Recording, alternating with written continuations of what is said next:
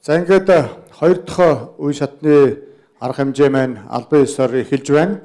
За өнөөдрийн миний удирдах явуулах хэсэг бол чинээлэг дундад давхархтай Монголын төлөө буюу дараагийн 10 жилд хийх бидний ажил концепц маань энэ төрийн байгууллагуудтай яаж уялдаж баялаг бүтээгчид үндэсний үйлдвэрлэгчид маань цаашаага яаж ажиллах талаараа бид бас одоо тодорхой ярилцсанаа. За ингээд албан ёсныхоо арга хэмжээг одоо эхлүүлье. Тэгээ манай өнөөдрийн панелаар бол Улсын их хурлын гишүүн Бадам Зүрэм гишүүн маань оролцож байгаа. За гишүүн маань одоо Дорнод аймгаас сонгогдсон их олон жил одоо засаг дарга хийсэн өрхийн үйлдвэр жижиг дунд үйлдвэрлэлийн жаргал зовлон маш сайн мэддэг.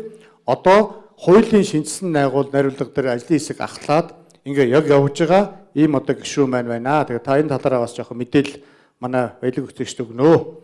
Хуулийн явсан. Юуны өмнө та бүхэнтэй уулзсандаа баяртай байгаа илэрхийлье. Тэгэхээр төр бизнес хийхгүй, төр зөвхөн хувийн хөгжлийг л дэмжиж ажиллах үүрэгтэй. Тийм учраас цаашдаа энэ одоо эрх зүйн орчныг боловсронгуй болгох хүрээнд одоогийн байгаа энэ жижиг дунд үйлдвэрлэлийг дэмжих санг, бичил сан хэлбэрээр ажилуулж, за энэний өмнө одоо байдаг хөдөлмөр эрхлэлтийг дэмжих сан буюу одоо хөдөлмөр нийгмийн хамгааллын санд байдаг энэ одоо сандтай уялдуулах, за мөн дараагийн шатнд жижиг дунд одоо үйлдвэрлэл үйлчлэгийг дэмжих ийм санхүүгийн бие даасан корпорац байгуулж ийм 3 үе шаттайгаар бизнес эрхлэлтэд дэмжих зүйтэй гэдэг одоо хуулийн гол үзэл санаа байгаа. Хүний амьдралын өсөлтөд зүйрлүүл, за хөдөлмөр эрхлэлтийг дэмжих санг бол одоо хүүхдийн цэцэрлэгтээ зүйрлэж, за бага ангитай бол бичил санг, за дунд ахлах ангитай бол одоо жижиг дунд үйлдвэрийг дэмжих корпорац хэлбэрээр одоо явахын зүйтэй гэдэг ийм саналыг бол одоо хуулийн төсөлд бол тусгаад явж байгаа. За судалгаанаас үзэхэд Монгол улсын хэмжээнд дотоодын бүтээгдэхүүн буюу эдийн засаг дэслэг хувь хэмжээ жижиг дунд үйлдвэр эрхлэгч маань ердөө 5.5% гэдэг дүн гарсан. Гэтэл дэлхийн ихэнх улс орнууд бол 40 ба түүнээс дээш хувь нь жижиг дунд үйлдвэрлэл худалдаа үйлчлэг эрхлэгчид эзэлж байгаа. Эндээс харахад өнөөдрийн бидний одоо энэ форумын нэр бол одоо чинээлэг дундад давхартай Монголын төлөө гэдэг нэртэй. Тэгэхээр энэ чинээлэг дундад давхархыг хэн бүрдүүлэх вэ гэхээр өрхийн бичил жижиг дунд үйлдвэрлэл эрхлэгч бүрдүүлнэ. Энийг бодлогоор төр дэмжихийн тулд тодорхой одоо эрс өөрчлөлтүүдийг хийх ёстой гэж одоо үзэж байгаа. Энэ хүрээндээ одоо судалгаанаас үзэхэд бол хамгийн их одоо давтагдсан зүйл нь 70 орчим хувь нь хөнгөлөлтөө зүйлийн их үүсвэр дутамг байна гэж үзэж байгаа. Энэ их үүсвэр яагаад дутамг байна гэхээр ерөөсөө 100% төсвөөс хараат буюу татвар төлөгчдийн хөрөнгөөс улсын төсвүүдээр энэ одоогийн одоо жидүү санд хэдэн төгрөгийн хөнгөлөлтөө зүйлийн их үүсвэр одоо тусгасан гэдгээс хамаарат энэ маань хязгаарлагдмал байгаад байгаа. Энэ юунаас харагдж байгаа гэхээр хөнгөлөлтөө зээл хүссэн 20 хүсэлтийн дөнгөж нэгийг нь өнөөдрийн байдлаар шийдвэрлэж чадж байгаа. Энэ санхүүгийн нөөц боломжтой холбоотой. Тэгээ энэ одоо цааш санхүүгийн корпорац байгуулж энэ жидүү санг дэмжигтэй тогтмол энэ санд одоо хөнгөлөлтөө зүйлийн их үүсвэр ордог бүрддэг байх энэ тогтолцоог бүрдүүлэхээр бол хуулийн төсөл тусгаж байгаа.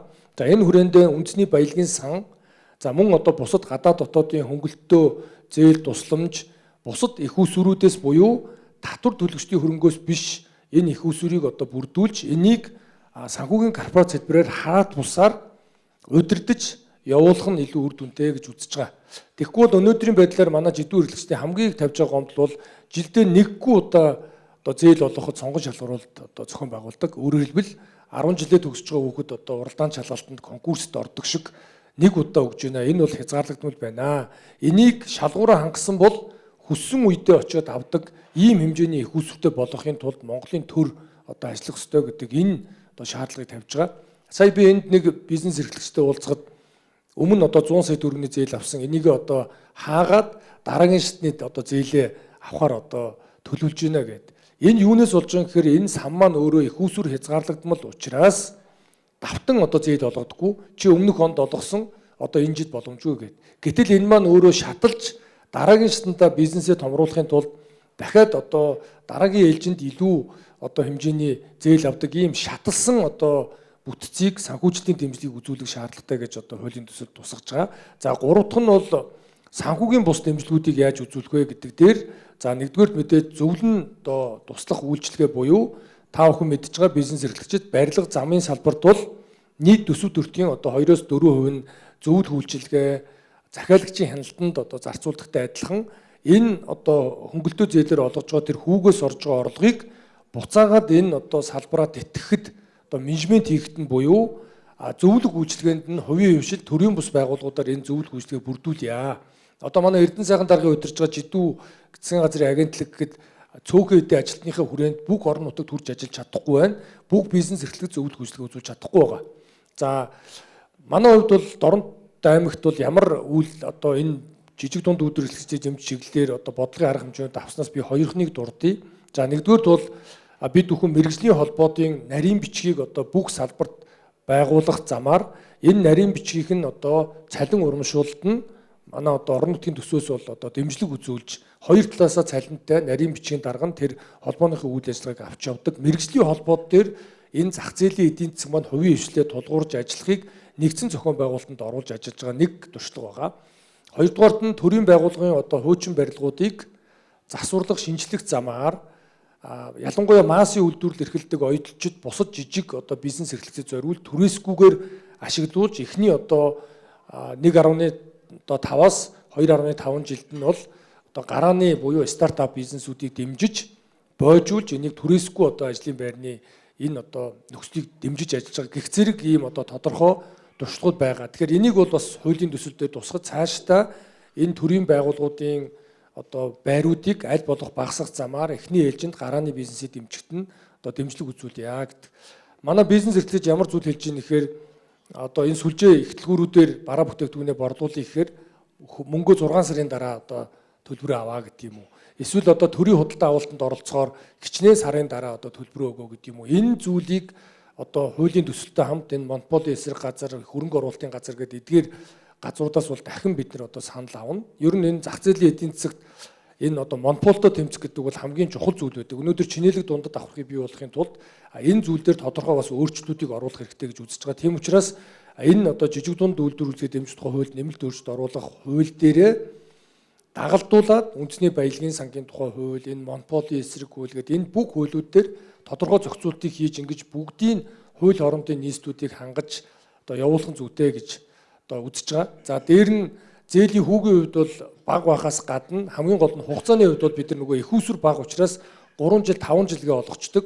Гэтэл дэлхийн ихэнх улс орнуудад энэ салбарыг дэмжихийн тулд хөрөнгө оруулалтын одоо зээлийг бол 10 ба түүнээс дээш жил, эргэлтийн хөрөнгийн зээлийг 5 ба түүнээс дээш жилийн хугацаатай олгож, эргэн төлөлт нь өөрөө цаг хугацааны хувьд одоо энэ хүчин зүйл баригдахгүйгээр одоо бизнесээ төлөвлөж явах нь чухал байдаг. Тийм учраас энэ зүйлүүдийг бол одоо энэ хуулийн төсөлд одоо тусгаж явж байгаа гэдгийг та бүхэндээ хэлье. Тэгээд энэ одоо хуулийн төсөл одоо батлагдвал тодорхой ахиц гарна. Цогцоор нь энийг одоо авч үзэх хэрэгтэй. Хамгийн гол нь орон нутагт одоо бас дурсан одоо энэ туршилт дээр нь бүх одоо бүсүүдэд хилцүүлэг зохион байгуулж санал авсан байгаа. Нийслэлд бол хамгийн том хилцүүлгийг бас зохион байгуулж санал авсан байгаа. Тэгээд энэ хуулийн төсөл маань хэрвээ батлагдвал бол тодорхой ахиц гарна. Тэгээд давтан хэлэхэд хамгийн чухал зүйл нь татвар төлөгчдийн хөрөнгөөс бус уул уурхайн буюу нөхөн сэргээгдэхгүй баялагаас орж байгаа орлого өгөөжийг нөхөн сэргээгддэг энэ хүнс жижиг дунд үйлдвэрлэлийн салбарт иргэн одоо зориулж энийг ийм тогтолцооны хувьд үндсэндээ бүрэн бие даагаад төрийн ямар ч оролцоогүйгээр цаашаа аваад явах хэмжээнд одоо ийм болгож өөрчлөхөр бас зорж байгаа гэдгийг та бүхэндээ бас одоо танилцуулж байна. Баярлалаа. За сайн байцгаана уу. Нийт баялаг бүтээгч та бүхэнд энэ өдрийн мэндийг хүргье. Энэ хэлэлцүүлэгт зориулаад би бас хэдэн статистикууд харлаа. Сонирхолтой статистикууд гарч ирж байна. Нийт одоо Монголын 3.5 сая хүн амтай Монгол улсын аялах хүчний тоо бол 1.3 сая орчим байдаг. Энэ статистикээс харуул жижиг дунд үйлдвэрт одоо 50-60% нь ажилддаг юм байна. Нийт аж ахуй нэгжүүдийн 90 орчим хувь буюу 76,000 орчим жижиг дунд үйлдвэрлэл байдаг юм байна. Тэгэхээр Монголын дотоодын нийт бүтээгдэхүүний бараг 80-90 орчим хувийг нь хувийн аж ахуй нэгжүүд авч явдаг. Тэгэхээр жижиг дунд үйлдвэр нэртэй мөртлөө төрийн Монголын эдийн засгийг маш том ачааг нуруунд дээр өөрч явдаг ийм том салбар юм байна. Ингээд бас юуны өмнө баялаг бүтээгч та бүхэндээ 10 жилийн ойн баярын мэндийг хүргье. За Бадамсүрэн гишүүн маань сая хууль эрх зүйн хүрээнд ярьсан зүйл одоо хийж хэрэгжүүлж байгаа ажлуудыг бас товчхон дурдлаа. Эдийн засгийн хөгжлийн яамнаас тэргуун шадар сайд бөгөөд учрал сайдаар ахлуулсан ажлын хэсэг баялаг бүтээгчдийг дэмжих багц хуулийн хүрээнд эдийн засгийн эрх чөлөөний хуулийг сая 9 сарын 23-наас эхлээд олон нийтээр хэлэлцүүлсэн. Энэ хуулийн гол агуулга юу юм бэ гэвэл ерөөсөө л бизнес эрхлэгчид та бүхэнд эрх чөлөөг хуулиар баталгаажуулж өгөө гэдэг анхдагч хууль. Энэ хуулийг дагаад 118 хууль одоо хуулийн шинжилсэн найруулга өргөн мэдүүлэгдэж байгаа. Хамгийн гол нь дагаад гадаадын хөрөнгө оруулалтын тухай хууль, зөвшөөрөл мэдэгдлийн тухай хууль байна. Энэ зөвшөөрөл мэдэгдлийн тухай хуулийг би онцолж хэлмээр байна. Тэгэхээр одоо аж ахуй нэгжүүд, ялангуяа жижиг дунд үйлдвэрлэл эрхлэгчид бизнесээ эхлүүлье гэж байгаа анхны гараанаас гарч байгаа хүмүүст хамгийн тулгурдаг зүйл бол компани эхлүүлэх.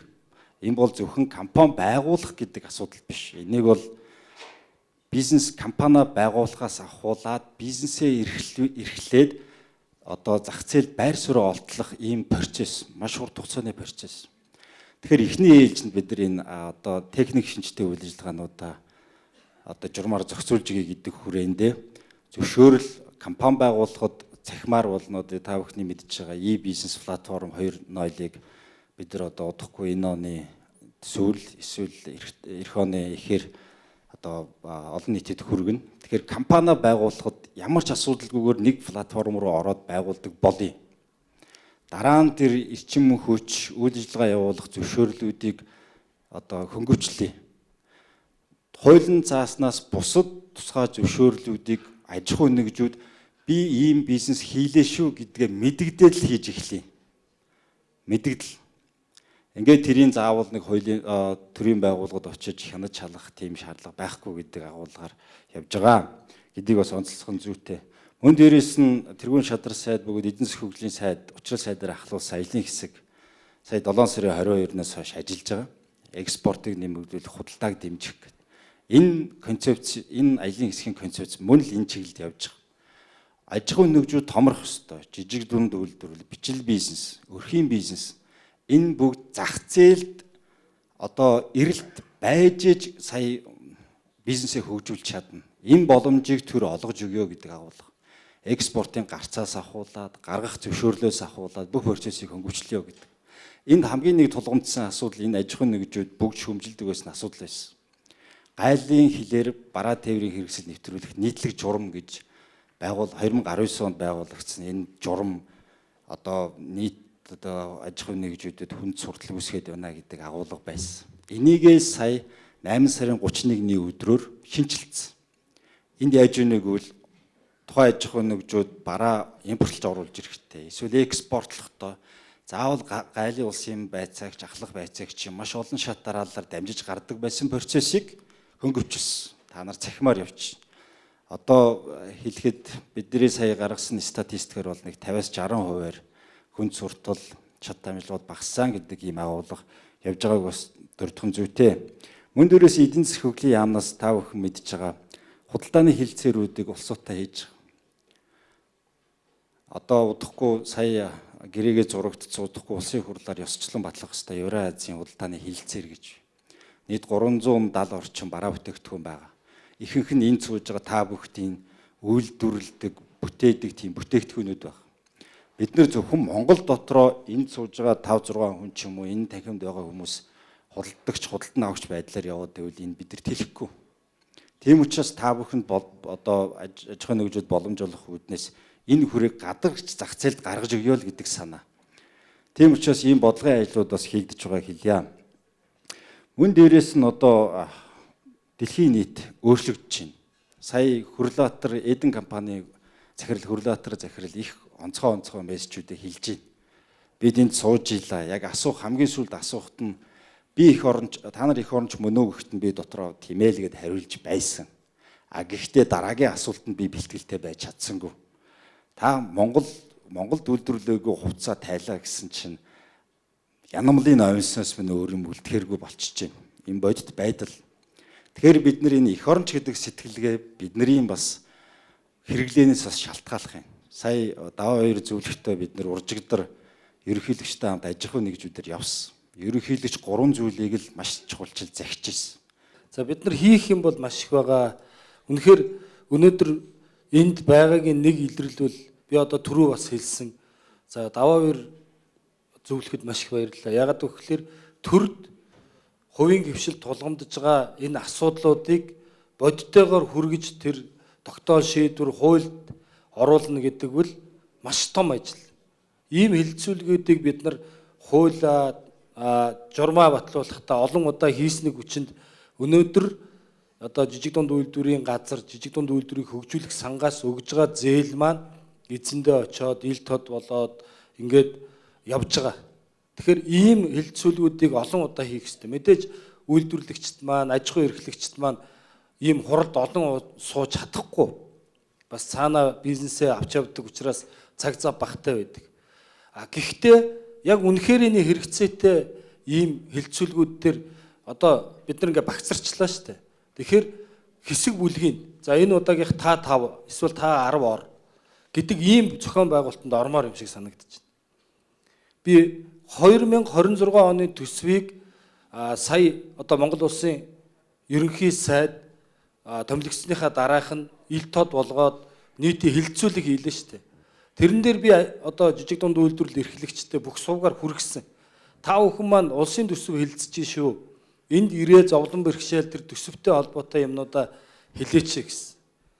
Харамсалтай нэгч жижиг дунд үйлдвэр эрхлэгч ирээгүй. Тэгэхээр бид нар дуу хоолойгоо тэнд хүргэж чадаагүй. Төсөв дээр одоо яг гар дээр ирээгүй нь ирснийхэн дараа харахаас бас одоо юмнууд сонсогдоод байгаа. Тэгээд тэр үед нь л болохоос бид нар өөрөөр хэлбэл өөрсдийнхөө эрх ашгийг тэр үед дуу хоолойгоо хүргэж чадаагүй. Тэгэхээр дараагийн ийм томоохон хилцүүлгүүд төр ялангуяа ийм шийдвэр гаргах гэж байгаа тийм хилцүүлэг дээр бөөнөрөө хэсэг үлгээрээ зохион байгуулалтаа орж зовлон бэрхшээлээ хэлж одоо ингээд өнөөдөр энд бид нар төрийн байгууллагуудын төлөөлөл маань сууж ин бүгдээрээ мэдж байгаа. За та бүхэн маань бол одоо яг усан дундуур өөрснөө туучаа явж байгаа улсууд бүх зовлонгоо мэдж байгаа. Гэхдээ тэрийг өнөөдөр хэлсний хүчинд энэ түвшинд ирсэн байна. Өшөө бид нар зохион байгуулалтаагаар орж дуу хоолойгоо хүргэж төрийн шийдвэрт орж явах хэрэгтэй.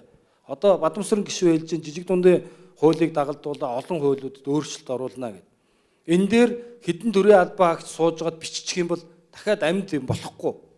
Тэгэхээр энэ дээр дахиад бодлоготойгоор орж ирээд бодиттой юмаа хэлээд гэхдээ гарц шийдэлтэйгээр бид нар хэлдэг байвал одоо та бүхэн тулгамдаад байгаа энэ бэрхшээлүүдийн тодорхой хэсэг нь шийдэгдээд явна гэж үүнийг хамгийн дөрөвж хэлмээр байна. За дараагийнх нь Бацуул дараагаас нөгөө чиний дунд давхартай Монголын төлөө уран дор хийгдэх ажлууд маань танай байгууллагатай хэр уялдж байгаа вэ? Дараагийнх нь Боржин шууд хариулт. Өдрийн минь сайн байцгаана уу. Монгол улс 2023 онд тендерийн хууль буюу төрийн болон орон нутгийн өмчийн өрөнгөөр бараа ажил үйлс худалдаа авах тухай хуулиа шинжилсэн. За энэ хуулийн үзэл санаа нь юу гэхээр ер нь энэ төрийн байгууллага тус бүрдээ жижиг тендер зарлж байна. Аж ахуйн нэгжүүдийг ийм зардалтай тогтолцоог нь халъя. Одоо ингээд худалдаа авалтын бүтцийг харах юм бол нийт зарлж байгаа тендерийн 10 тендер тутмын 6 нь бол эцсийн бүтээгдэхүүн бараа авдаг, бүтээгдэхүүн авдаг. Тэрний 30% нь бол бүтээн байгуулалтын ажил, 10% нь үйлчилгээ гэдэг. За төсвөөр нь задлаад үзэх юм бол эсрэгээр 70% нь барилга байгууламж, 20% нь ер нь бол бараа бүтээгдэхүүн, 10% нь үйлчилгээний ийм бүтцтэй байгаад. Тэгэхээр ер нь энэ олон тоогоор зарлагддаг тендер шалгаруулалтуудыг нэгдүгээрт байгуулдаг гэрээнийх нь хугацааг нь 1-с дээш жилээр байгуулж 3 жилээр. Тэгэх юм бол энэ жижиг дунд үйлдвэрлэл эрхлэгч маань дараа жилийн тендертэй санаа зовлтгүйгээр үйлдвэрлэлийн шугамдаа хөгжүүлэлт бүтээгдэхүүнээ бэлтгэл мөн түүхийн эдийнхэн гэрээ контрактыг бас урт хугацаагаар дунд хугацаагаар хийх боломжийг нь бүрдүүлэх юм байна харж байгаа.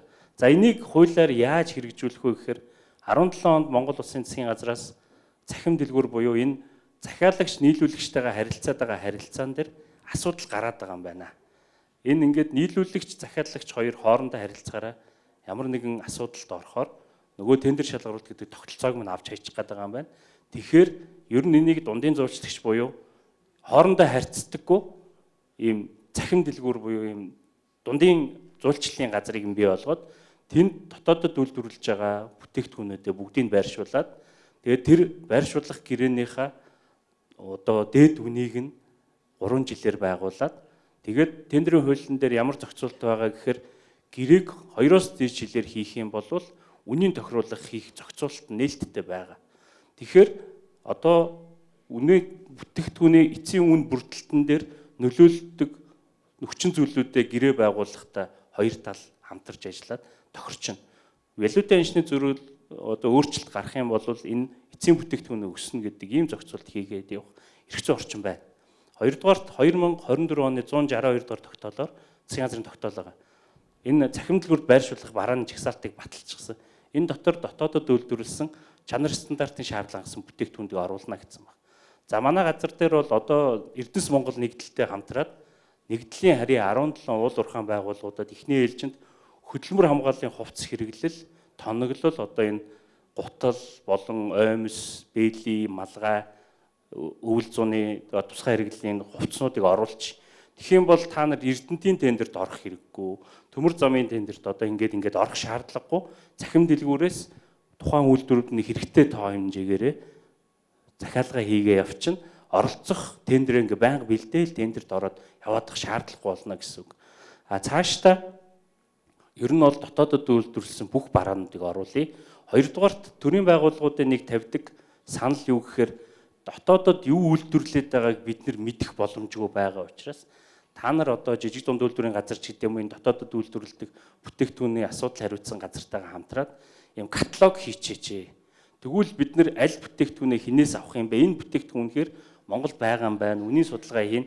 Дээрээс нь нөгөө үйлдвэрлэгч нар маань нэг юм дээр гомдлоо гэдэг нь та нарын тавьж байгаа төсөв бодит өртөгтэйгоо нийцэхгүй байна гэдэг. Тэгэхээр төрийн байгууллага зөрүүлээд бид нар нөгөө яг тухай бүрдээ ингээд үнийн судалгаа хийж чадахгүй учраас баримжаа байдлаар тавьдаг. Эсвэл өнгөрсөн оны төсвөө тавиад 10% одоо инфляц хэдэн хувь байна тэрүүгээр нэмэгдүүлээд тавьчихдгаас болоод ийм нөгөө үүсэл гараад байдаг. Тэгэхээр та нар нэг одоо бүтээгдэхүүний каталог хийж өгөөч. Хоёрдугаар цахим дэлгүүрт аль болох бараа бүтээгдэхүүндээ оруулах. Тэгэх юм бол төрийн байгууллага болгон тус бүртээ тендер шалгаруулалт хийгээд ингээд хэрүүл тэмцэл болоод байхгүй юм байна. Зөвхөн цахим дэлгүүрээс захиалга хийгээ явчих юм байна гэдэг. Тэгэхээр төрийн худалдаа авах газар дээр хоёр зүйл хийж байгаа.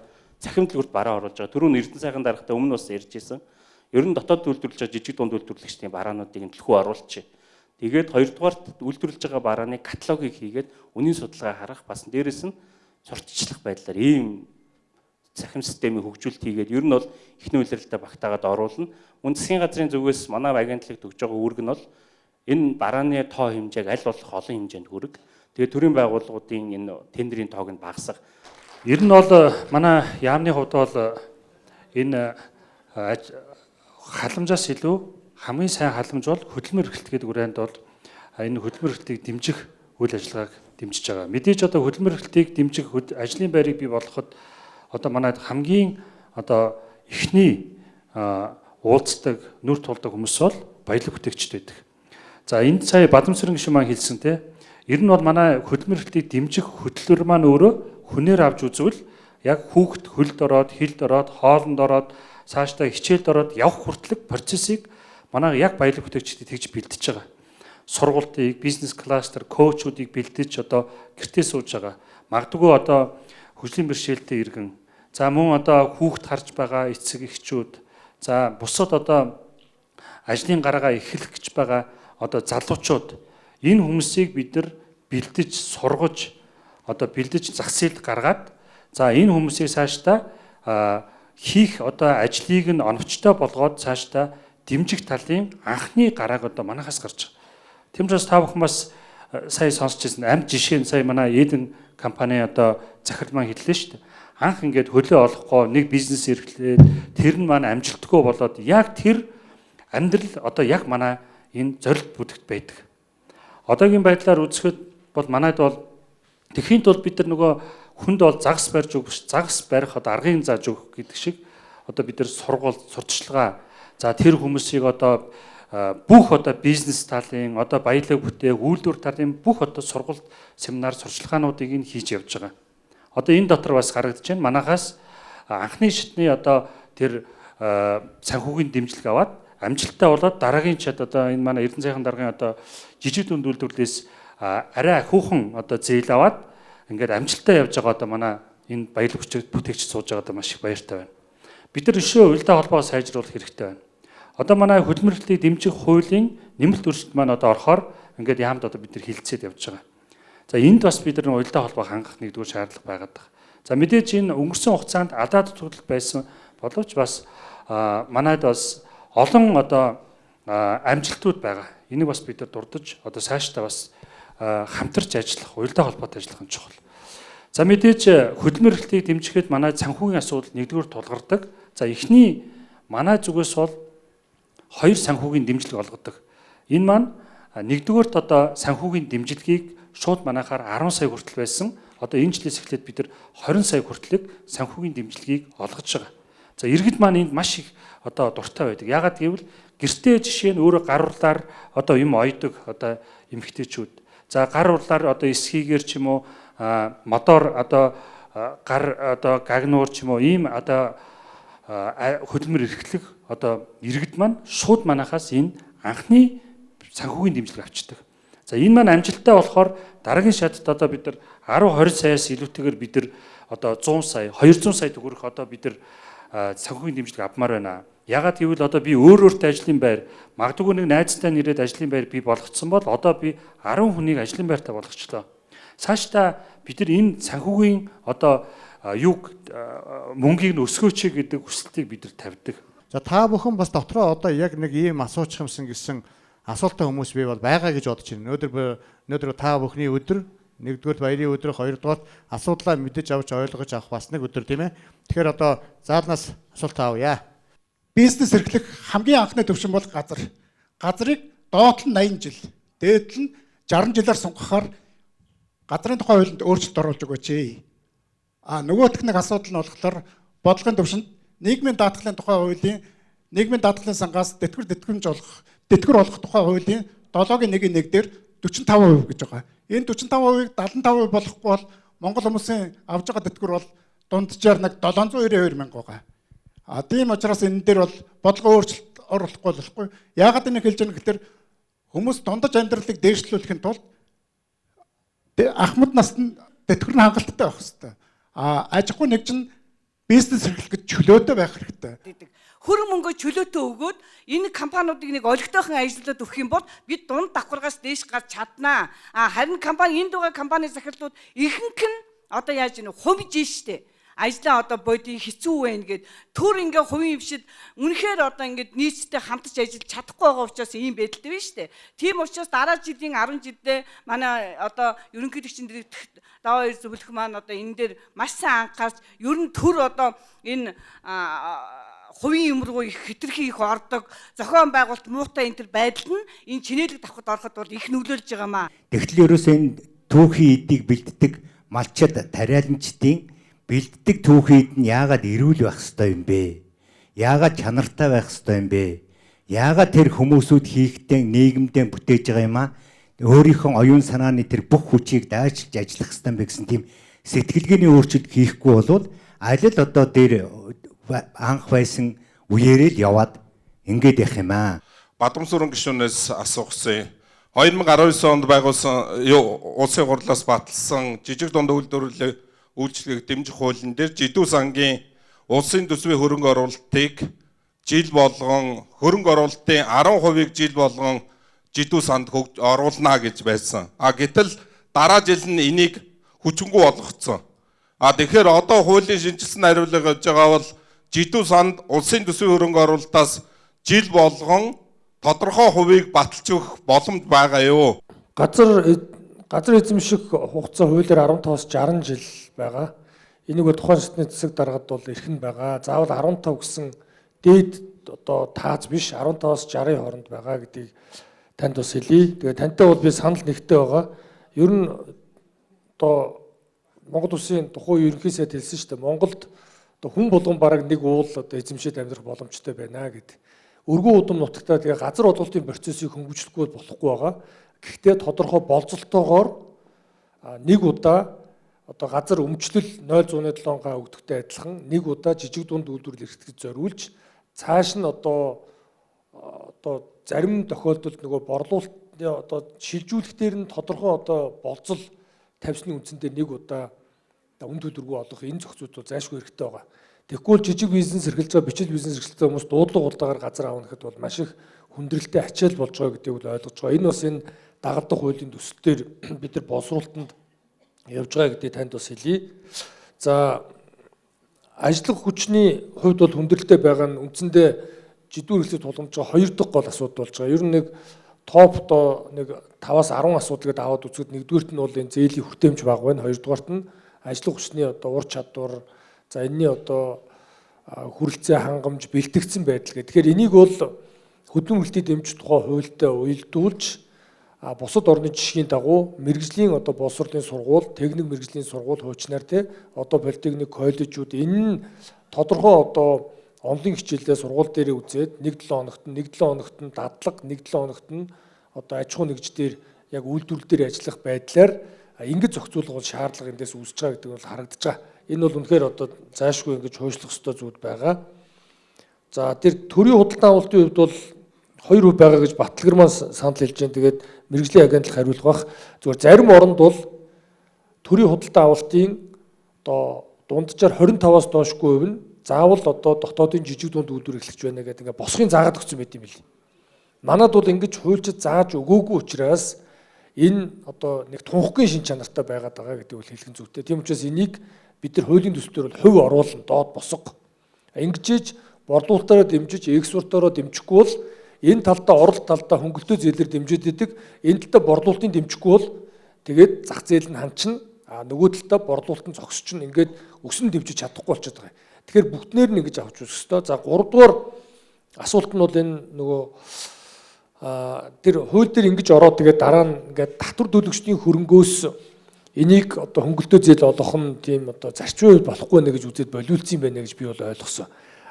Бидний дэвшүүлж байгаа санал бол үндэсний баялагын сан буюу уул уурхайн амнаатаас орж байгаа одоо хөрөнгөөс энэ баялагын сан ч өөрөө 3 сантаа ирээдүйн өв сан гэдэг хүүхдүүдэд хөрөнгө хадгалдаг. 2030 онгор төдлөхгүй арвижуулж байгаа сан байгаа. Хоёрдугаарт нь хуримтлын сан гэдэг одоо иргэдийн дансанд одоо ирээдүйд одоо зарцуулах эрх нь нээгдэг. Одоогоор хуримтлуулж байгаа ипотекийн зээлд одоо оруулж байгаа мөнгө энэ нь бол жилдээ нэг 400 гаруй тэрбум төгрөг ордог. Ирээдүйн өв санд нь одоо 26 оны төсөвтөө нийлээд 7.3 их 80 төгрөг одоо гадаад бодит төрөө төвлөрч байгаа. За 3 дугаарт нь хөгжлийн сан гэдэг байгаа. Энэний концепц нь бол энэ хөгжлийн сангаас улс оронд хэрэгтэй ийм одоо төсөл хөтөлбөрүүдийг санхүүжүүлэх зорилготой. Тэгэхээр энэ хөгжлийн сан одоогоор төсөв ашигтай гарсан тохиолдолд энд мөнгө хөрөмтлөгдөнө гэж заасан. Одоо бол энэ нэгж төгрөггүй тэг байгаа. Ягаад төсөв ашигтай гарахгүй байгаа. Тийм учраас энэ хөгжлийн сангийнх нь өөрийнх нь зориулт нь энэ одоо төсөл хөтөлбөр улс орны хэмжээний эдийн засгийн дэмжих бодлого учраас энд амнаатын төлбөрийн 5%-ийг оруулъя гэдэг энэ хуулийн төсөл маань энэ дээр бас боловсруулагдаад явж байгаа. Өөрөөр хэлбэл энэ хөгжлийн санг мөнгөжүүлээд энэ мөнгөтэй болсон сангаасаа татвар төлөгчдийн биш түрүүн биелсэн нөхөн сэргээгдэггүй уул хургаас орж байгаа өгөөжийг нөхөн сэргээгдэг энэ хүнс жижиг дунд үйлдвэрлэлийн салбарыг тэтгэхэд зориулж энэ хөрөнгийг оруулъя. Энэ нь бол жилдээ дунджаар одоо 100 тэрбумоос доошгүй мөнгө одоо энэ дээр тэр санхүүгийн одоо корпорац уу жидүү дэмжих корпорац руу жил болгон ордог бай. Жил болгон ордог байхгүй болохоор нэг удаа 4-5 жилийн өмнө төсвөөс нэг хэдэн төгрөг хуваарлаад тэгээд энэ ингээ гацчихад байгаа байхгүй. Тэгэхээр энийг байнга ингэж хоримтлуулж арвижуулж явуулъя. За 3 дахь гол зүйл нь болохоор үндэсний баялагын сангийн хөрөнгийг гадаад валют хэлбэрээр гадаадын одоо банкнаас бонд худалдаж авч богино хугацаатай жилийн 4.1 орчим үе хүүтэй энэ мөнгөө арвижуулаад явж байгаа. Ирээдүйн өв сангийн одоо хөрөнгийг. Тэгэхээр дотоодод эртээ дэргүү бид нар одоо хөрөнгө санхүүгийн зээлийн дутагдaltaй байгаа учраас энэ сан нэг үе бодвол одоо хэрэгжээд бас нэг 2-3 жил болоод ер нь болж байгаа учраас дотооддоо бид нар дутагд байгаа учраас энэ лүгөө оруулъя. Өөрөөр хэлбэл хуримтлын сангийн тэр 400 гаруй тэрбум төгрөг эх хонд ингээд 700 гаруй тэрбум төгрөг болно.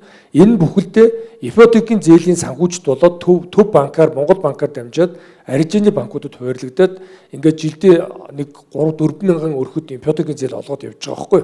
Өөрөөр хэлбэл юу гэж хэлэх гээд нэхэр татвар төлөгчдийн буюу төсвийн мөнгө нь эндээ тусдаа одоо урсгал зардал, сургууль зэцэглэл, боловсрол, эрүүл мэнд, бусад сургууль зэрэг барих хөрөнгө оруулалтанда яваад улс орны тогтмол одоо үйл ажиллагааны энэ талдаа баялагын сан бусад одоо манай худлаа зүүн танхимын одоо ерөнхийлөгчийн хэлдгээр энэ хувийн одоо банкуд, хувийн хвшлүүд энэ мөнгө эргэлтэнд оруулах тэр санхүүгийн корпорац төвдрүүлээд энэ төрөөс хамаарахгүйгээр болтрон одоо угсардаг шиг өөрөө санхүүгийн хувьд тодорхой болоод ингээд өөрөө өөрийгөө аваад нээлттэй ил тод хараат бус ингээд явах энэ тогтолцоог хуулийн төслөөр одоо бүрдүүлээл гэж ингэж үзээд яваад байгаа юм. Тэгээд би бас энэ хүүхдийн хөгжлийг дэмжих тухай анхдаж хуулийн төслийг гишүүнийхээ хувьд бусад гишүүдтэй хамтраа санаачлаад явж байгаа. Энд ямар концепц явж байгаа нэхээр ирээдүйн өв санд одоо 2026 онд гэхэд энэ 7.4 ихний төгрөгийн 1 жилийнх нь хүү 4%-аар одоо хуримтлуулахад 280 тэрбум төгрөгийн торимлогддог байгаа юм. Зөвхөн 26 оны байдлаар цаашдаа бол өсөд явна. Энэ 280 тэрбум төгрөгийн 50-аас доошгүй үн буюу 140 тэрбум төгрөгийг жил бүр хүүхдийн хичээлээс гадуурх үйл ажиллагаа буюу секс дугууланд суралцахад төрөөс дэмжлэг үзүүлэх энэ Дорнод аймагт төрсэн хүн болох байгаасаа гэдэг төслийн концепцоор улсын хэмжээнд энийг ирээдүйн өв сангийнх нь үндсэн мөнгөнд нь хүрэхгүй хүүгийнх нь орлого орсон 280 тэрбум төгрөг жил бол орох мөнгийн 50-аас доошгүй үеийг энэ хүүхдийн хөгжил рүү оруулъя гэдэг ийм одоо хуулийн төс бас боловсруулаад явж байгаа юм. Тэгэхээр энэ талд нь яг адилхан жижиг дунд үйлдвэрлэл өөрөө дундад давхраг айл өрөх одоо нэмэлт орлоготой байж айл өрхийн амьдрал ахуй сайжирч улс орны эдийн засгт хэрэгтэйтэй адилхан энэ хөгжлийн сан гэдэг зүйлээс жил болгон санхүүгийн их усүрийг тогтмол бүрдүүлээ гэж. Ер нь далайн яагаад том байдгүйхээр гол горкийг жижиг гэж одоо бүзгүүр бүгдийг авдагтай том байдагтай адилхан санга байнга ингэж арвижуулж явах энэ зүйл рүү л орохгүй бол яг энэ маягаараа ингээд төсвөөс хараад явах юм бол энэ бол хизээч бидэд орон зай гарахгүй хизээч бид нар ийм бага хүүтэй зээлээр өрсөлдөж чадахгүй. Өмнө төршид гэхэд маш бага хүүтэй зээл авсан бизнесмен Монголд одоо хөрөнгө оруулалт явъя гэхээр энэтэй бид нар жилийн одоо банкны 18-аас 21% хүүтэй зээл авж байгаа дотоодын бизнес эрхлэгч яагаад ч өрсөлдөж чадахгүй. Тэгэхээр энийг ингэж одоо сангаа илүү одоо төрөөс хамаарахгүйгээр ямар нэгэн дарга сайдаас хамаарахгүйгээр тогтолцоог нь бүрдүүлж өгье гэдэг энэ санг ингэж бүрдүүлье гэж явж байгаа шүү гэдгийг бас танд хэлье. Баярлалаа. За баярлалаа. Нэг ийм сантаа болцсон сайхан л байна тийм ээ. За цөмөрөө сайхан дэмжнэ энийг. Дэмжээд Бадамсран гишүүнийхээ санаачсан хуулийн төслийг батгалсан төлөө идэвхтэй ажиллана. За дараагийнхан. За надад хамаатай нэг хоёр асуудал байна гэж би ойлголоо. Нэрийг мэн хэлээгүй ч гэсэн 118 хууль гэсэн учраас би ойлгож юм миний нэрийг хэлэхэд их төвөгтэй. За тэр ажиллах хүчний шилжилт хөдөлгөөний тухай хууль гэдэг сая Батгил руугаа ярьж байна. Энэ хуульд 118 хуулийн концепц байгаа юу? Байгаа. Ягаад гэвэл ажиллах хүчний шилжилт хөдөлгөөний тухай хууль маань үндсэн хууль болон зөвшөөрлийн тухай хууль, гадаадын иргэний эрх зүйн байдлын тухай хууль зэрэг эрх зүйн актуудаас бүрддэг. Тэгэхээр энэтэй холбоотойгоор гадаадын хөрөнгө оруулалт гэдэг агуулгаараа хуулийн концепц нь явж байгаа шүү. Тэгээ зөвшөөрлийн тухай хууль, зөвшөөрлийн мэдээллийн тухай хууль гэдгээр явж байгаа гэдэг их товчхон хариулж. Хоёрдугаарт тэр ажиллах хүчний хомсдол гэдэг бол маш тулгамдаад байгаа асуудал. Бид нар нийгмийн салбарт ялангуяа боловсролын салбарт шинжилгээ хийж үзсэн. Нийт төгсөгчдийн 4/1 нь тухайн техник мэргэжлийн хүмүүс. Үлдсэн 4/3 нь нийгмийн мэргэжлийн хүмүүсээ гэсэн үг. Тэгэхээр юу вэ гэвэл ингээд зах зээлд бэлтгэгдэж байгаа эрэлт нийлүүл хөдөлмөрийн зах зээлийн эрэлт нийлүүлэлд алдагдсан байна гэсэн үг. Тэгэхээр Монгол Улсын засгийн газраас одоо хэрэгжүүлж байгаа Японы Койсон коллеж гэж ярьдаг. Энэ нь юу вэ гэвэл тухайн нийгмийн мэргэжилд оюутнууд суралцагчид зах зээлд гарахдаа 4 жил дээд боловсролыг эзэмшүүлж өндөр цаг хугацаа зарцуулчаад тэрийгэ буцаа техник мэргэжил рүү шилжих гэхээр дахиад цаг хугацаа алдах тийм нөхцөл байдал үүсээд байгаа. Тэрийгэ энэ Койсон коллежийн стандарт нь юу юм бэ гэвэл тухайн одоо суралцагч ахлах сургуулиас авахуулаад коллежид төгсөхдөө техникийн болон мэрэгжлийн мэрэгчлийг давхар эзэмшээд явдаг ийм бодлогын түвшинд одоо ажлуудаас явагдаж байгаа шүү гэдгийг бас товчхон хэлчихье. За Эрдэнэ сайхан дарга. За товчхон хариулахыг хичээе. За Morse Trade компани Гамбол захирлын хэлснээр за газрын гэрчлэгээ үнэхээр бас хүсэлт өгөөд манайх хариугийн 7 хоногийн дотор өгсөн юм байна. Гэхдээ би тантай бас өмнө уулзж ирсэн санагдаж байна. 20 онд төлөө 100 сая төгрөгийн зээл аваад тухайн үедээ муу зээлтгч болсон байсан. Тэгээ манайхаас ямар шаардлага тавьж байгаа вэ гэхэлэр та энийгээ хэвэн болгоо. Тэгээд бид нар аль болох богино хугацаанд өгье гэсэн. Тэгэхээр хэн эндээ байгаа юм бэ шүү. Бид нар аль болох богино хугацаанд шийдгийг хичээсэн. Гэхдээ тухайн үед танай компани жижиг дундаас авсан зээлээ хугацаанд төлөөгүй байсан. тодорхой хэсэг нь муу зээлдэгч байсан гэсэн. Тэгэхээр бид нар тэр зээлийг аваад хувьдаа авахгүй шүү дээ. Дараачийн үнд өгнө. Тэхийн тулд та бүхнийг төлөөч, авсан хүмүүс нь хугацаанд төлөөч гэдэг ийм шаардлагыг л тавьсан байна. За хоёрт нь Батцуу компани оюун чимэг захирлын асуултанд за 300-аас дээшээ доошоо гэж байгаа 300 хүртэл үл жижиг дунд үйлдвэрийг хөгжүүлэх сангаас хуулиараа олгодог. За 300-аас 2.5-ыг бол арилжааны банкаар дамжуулж олох ёстой. За энэ дээр бол сүүлийн жилүүдэд төсөв мөнгө байхгүй учраас арилжааны банкаар дамжуул зээл олгогдог. Тэгэхээр одоо энд бүхний тавьж байгаа хэлсэнчлэн сан маань төсөв хөрөнгөтэй болж иж энэ хэсэгт нь зээл олгогдох нөхцөл үүсэх гэдэг. Тэгээ байгаагийнхаа хэмжээгээр олгоод явж байгаа. Тэгэхээр яг нөгөө асуулт хариулт зааднаас аваад эндээс хариулаад ярих юм их байгаа учраас энэ удаа жоохон сунжирчлаа. Тэгээд эндээ хөлчл үчи. За ингээд энд өнөөдрийн форумд оролцсон энэ 350 хүнд бүгдэнд нь бэлэг өгж байгаа. Та бүхэн орохдоо бүртгүүлсэн гарахтаа энэ бэлгийг бүгдээрээ аваад гарна шүү. За баярлалаа. Эхний панелистуудаа баярлалаа. Одоо сайхан асуулт хариулт шударга зарчмын үндсэн дээр явлаа. За тэгээд за хилцүүлэг 2 жижиг дунд үйлдвэрлэл үйлчлэгийн хөгжлийн боломжууд төрийн бодлоготой уялдах.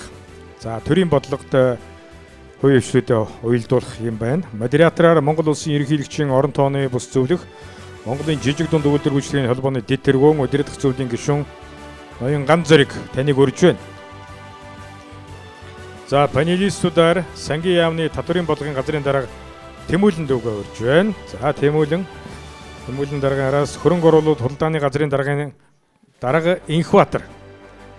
За монополийн эсрэг газрын дарга Бэлгүн таныг урьж байна. Бэлгүн дүүгээ урьж. За зээлийн Батлан даалтын сангийн гүйцэтгэх захирал Цогц сайхан. За цогоо дарга. За бүсчилсэн хөгжлийн үндэсний хүрээлэнгийн захирал доктор дэд профессор Эрдэнэбаяр. Хилцүүлгийн сэдв жижиг дунд үйлдвэрлэл үйлчлэгээний бодлого, хөгжлийн бодлого, төрийн байгууллагуудын үйл ажиллагааг уялдах гэдэг сэдвээр байгаа. Тэгэхээр энэ сэдв маань өөрөө түрүүний ярьсанчлан манай яг жидүүг дэмжих тал дээр маш чухал сэдвүүд байгаа. Тэгэхээр энд хамгийн түрүүнд би сангийн яамны татврын бодлогын газрын дарга Тэмүүлэн даргаас нэгэн асуултыг Тэлмүүн даргаас асуултыг тамиар байна. Учир нь юу гэвэл татвар гэдэг бол манай том жижиг гэлтгүү бүх аж ахуйн нэгжүүдийн нэлээдгүй асуудал болоод байгаа. Яг энэ цаг үед бас манай татврын шинэ хууль батлагдаа хилцэгдээд явж байгаа. Энэ талаар яг өнөөдрийн манай жижиг дунд үйлдвэрлэл үйлчлэгээ эрхлэгчдэд манай татврын шинэ хуулийн дээр ямар хөнгөлтүүд байгаа бол энэ талаар та манайханд мэдээлэл өгөөч гэж хүсмээр байна. За та бүхэн дахиад өдрийн амгалан айлтгая. Тэгээ хуралд урьж оролцуулж байгаа та бүхэнд баярлалаа. За модераторын зүгээс бас тодорхой хэмжээний цагийн юу байгаа учраас би та бүхэндээ гол заалтуудаас ярьж өгье гэж бодож байна. За татвартай холбоотой үндсэндээ 3 асуудал байгаа. За нэгдүгээрт яг татвар өөрөө өндөр байна уу юу? Дээрээс нь хөнгөлчлөлт хэрэг байна гэдэг асуудал. Хоёрдугаарт татвар төлөхөд хүндрэлтэй байна уу, хэцүү байна уу, ойлгомжгүй байна уу гэдэг асуудал. Гуравдугаарт татврын байгууллагын үйл ажиллагаатай холбоотой гэсэн ийм 3 үндсэн асуудал байна. За нэгдүгээр асуудлын хувьд бол Монгол улсын нийт аж ахуйн нэгжүүдийн 95% орчим хувь нь бол 1% орлогын татврын дэглэмд ингээ хамрагдах боломжтой байгаа.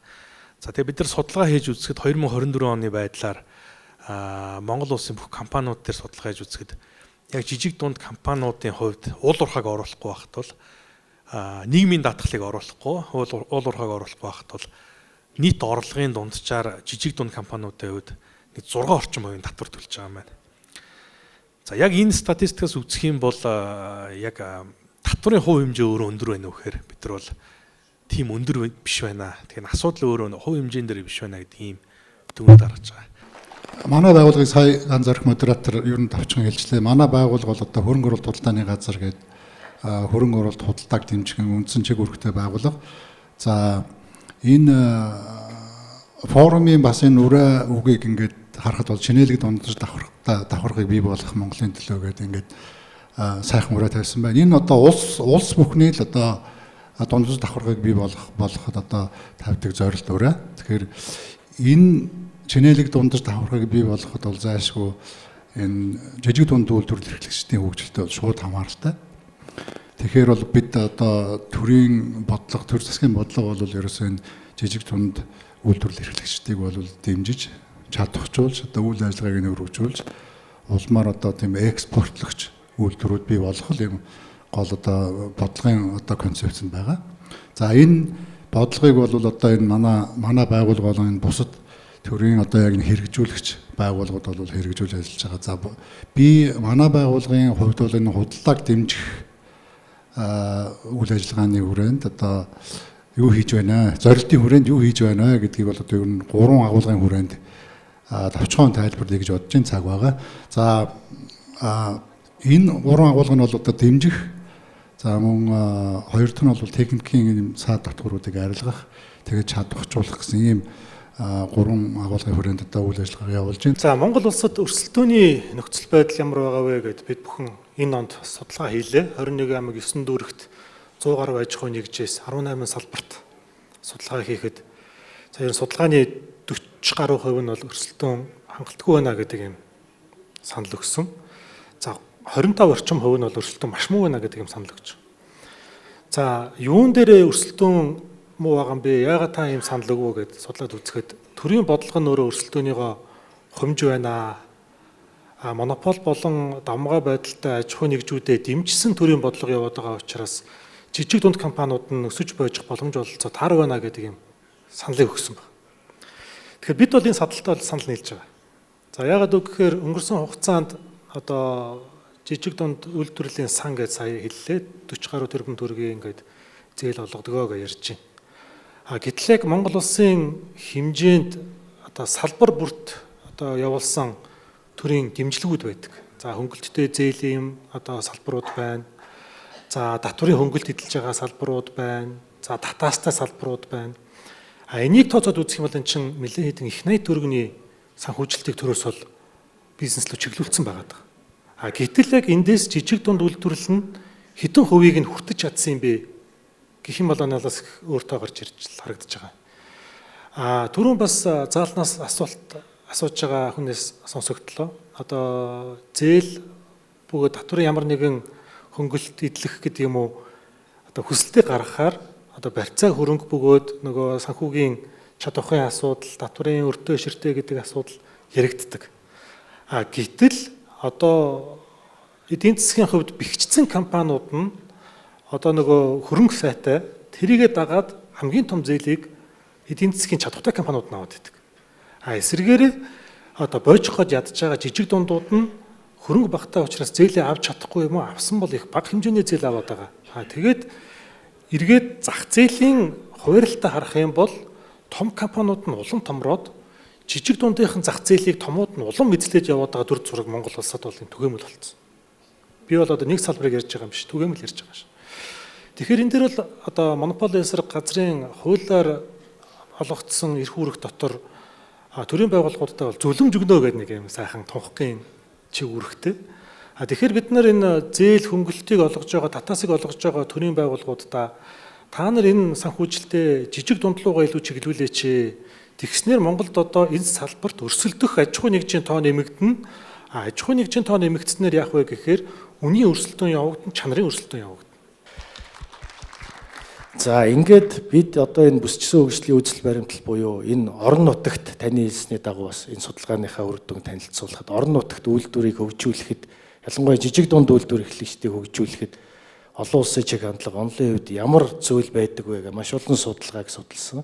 Тэгээ нэгтгэхэд ингээ үзэхэд 4 зүйлийг 4 төвшөнд авч үзэх хэрэгтэй байна. Нэгдүгээрт тухайн улсын одоо үндэсний үнд зүйл, хөгжлийн философи юу вэ гэдгээ маш сайн тодорхойлж одоо өнөөдөр энэ холбооны удирдах зөвлөлийн гишүүд бизнес эрхлэх сууж байгаа учраас та бүгд холбоон дотроо бол манай байгууллагатай хамтарч энэ судалгааг бол сайн тодорхойлох ёстой юм байна. Өөрөөр хэлбэл бид нар олон зуун жилийн газар нутгаа айрлж хамгаалж эндээ одоо нүүдэлж ахуугаар ажиллаж амьдрах гэж байгаа, бизнес хийх гэж байгаа иргэдэд уулын ухаад одоо бизнес хий гэдэг асуудал ярихаар энэ философийн төвшин зөрчилдөд иргэд бол тэр бизнесийг хийх сонирхол багтай байд. Эдгээр төрд одоо хөрөнгө хэрэгтэй ч гэсэн жижиг дунд бизнес рүү ороод ирэхээр тэр нь үндэснийхээ үнд зүйлтэй нэгт уялдаатай байх хэрэгтэй байна.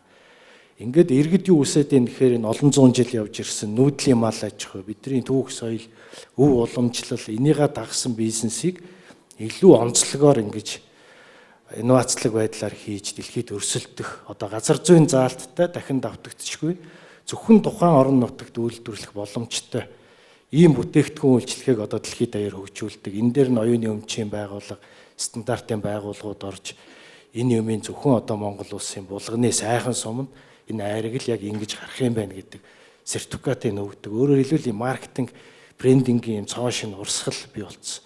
Тэгэхээр энэ масс үйлдвэрлэлээс илүү бид нар ажиллах хүчний юм хомсдолтой, нөөцийн энэ дэдүтсэн юм сул талтай байгаа учраас энэ чиглэл рүүгээ илүү явуул үндэсний үндсүүл хөгжлийн философи талтай 330 сум 330-уулаад өөрийн үндэсний үндсүүл одоо орон нутгийн давуу тал, байгалийн нөхцөл нөөцөө яаж эдийн засгийн эргэлтэнд оруулах уу гэдэг дахин давтчихгүй баялаг баг.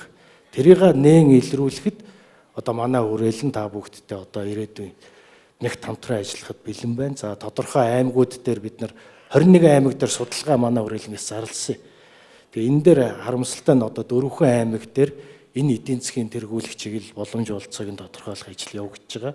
За манай байгууллагын хувьд бол барьцаа хөрөнгөнд хүрэхгүй байгаа жижиг дунд үйлдвэр үйлчлэгээ эрхлэгчдэд барьцаа хөрөнгөний 60% хүртэн батлан даалт гаргадаг байгаа. Одоо өнгөрсөн нийт хугацаанд ярих юм бол зөвхөн жижиг дунд үйлдвэр эрхлэгчдэр бол 550 орчим тэрбум төгрөгийн 280 тэрбум төгрөгийн батлан даалтыг 1500 орчим жижиг дунд үйлдвэр үйлчлэгээ эрхлэгчдэд гаргасан байна.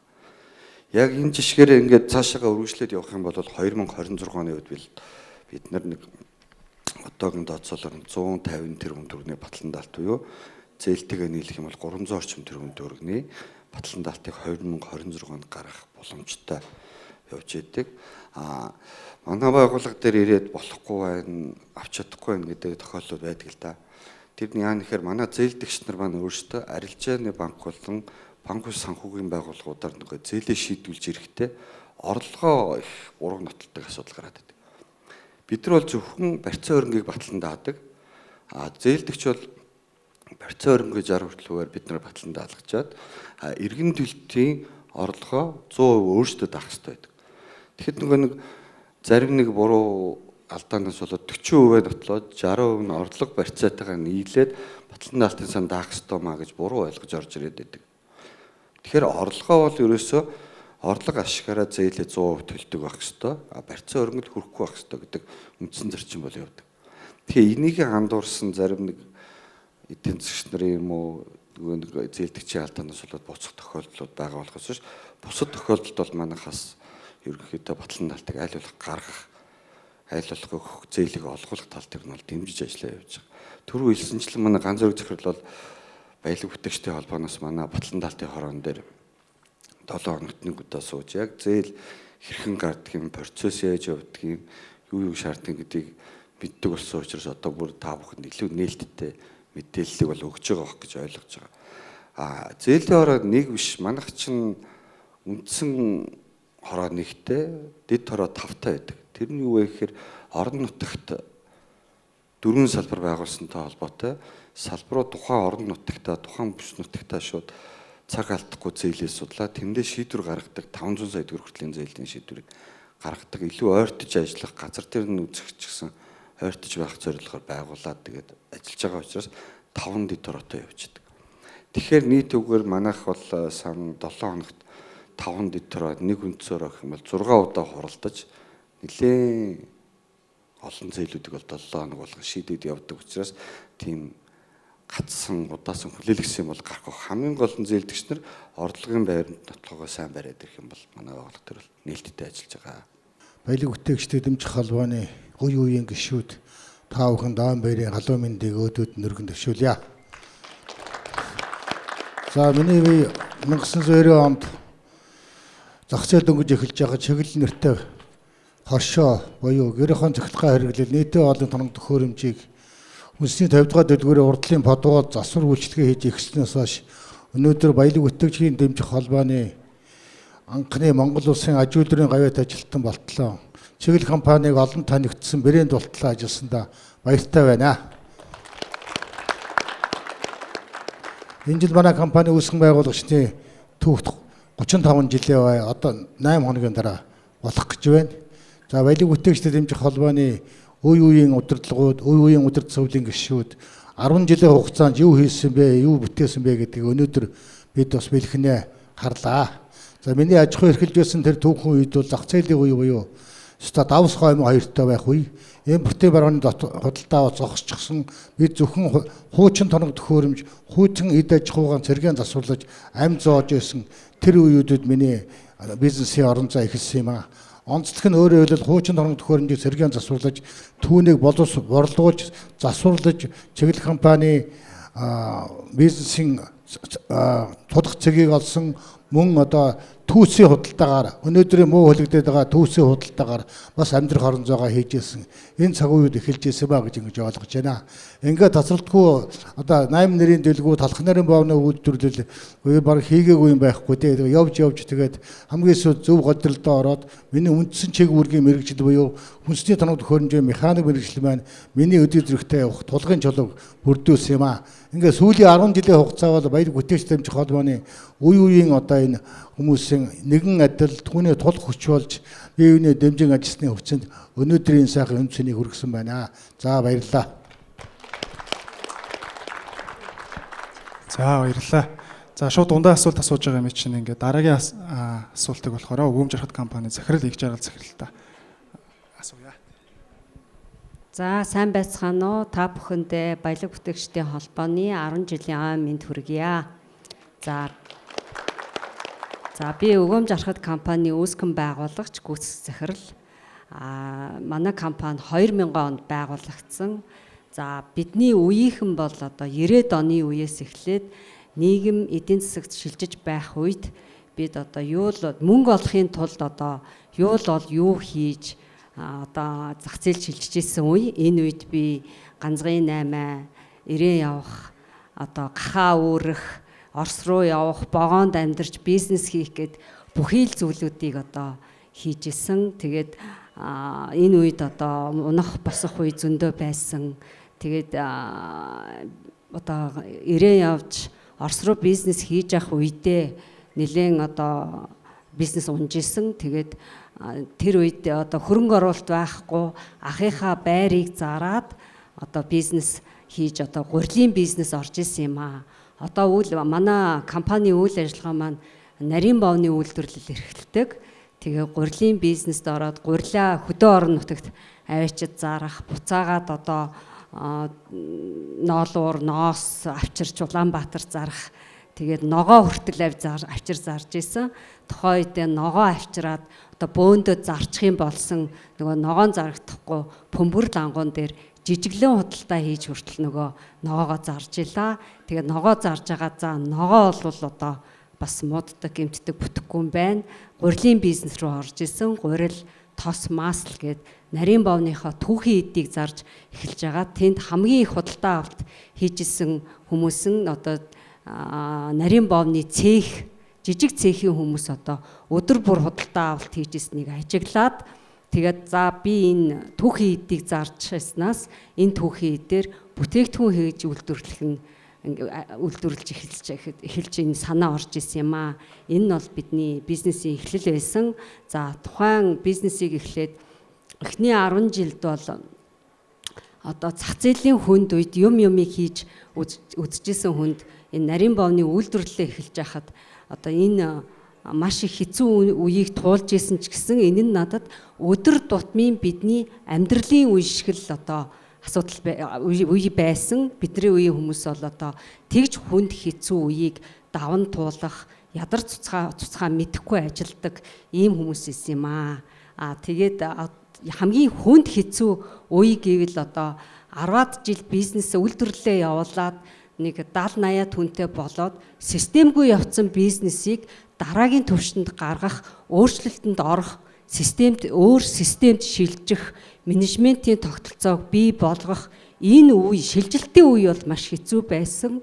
Тэгээд одоо 10 жил тогтцсон 70-80 хүнийг системтэй нь өөрчлөнө гэдэг бол хамгийн хүнд үе байсан. Энэ дээр одоо шийдвэр гаргалтуудыг гаргахад маш их төлөвлөж бодох, суралцах ийм үе байсан. Миний хувьд болохоор эдийн засгч, нэгтлэн бодогч мэрэгчлээ. Тэгээд тэр дундаас юу харсан бэ гэхээр тоо харсан. Тэгээд энд үнэхээр одоо Сабаглаа бодлыг би Монголда үйлдвэрлэдэг Царамтай 10 гэж компаниг үүсгэн байгуулсан хүн байгаа. За тэгээд тэр тоо нь болохоор эдийн засгч хүн байсан болохоор одоо энэ Монголд импортоор шийдэгдээд байгаа зах зээлийг Монголд одоо үүсгэн байгуулад энэ олон асуудлуудыг одоо ингээд хаачих юм бол нэлээ их мөнгө олох юм байна гэж нэлээ анх бол ийм шунлын сэдэлтэй бол орж исэн.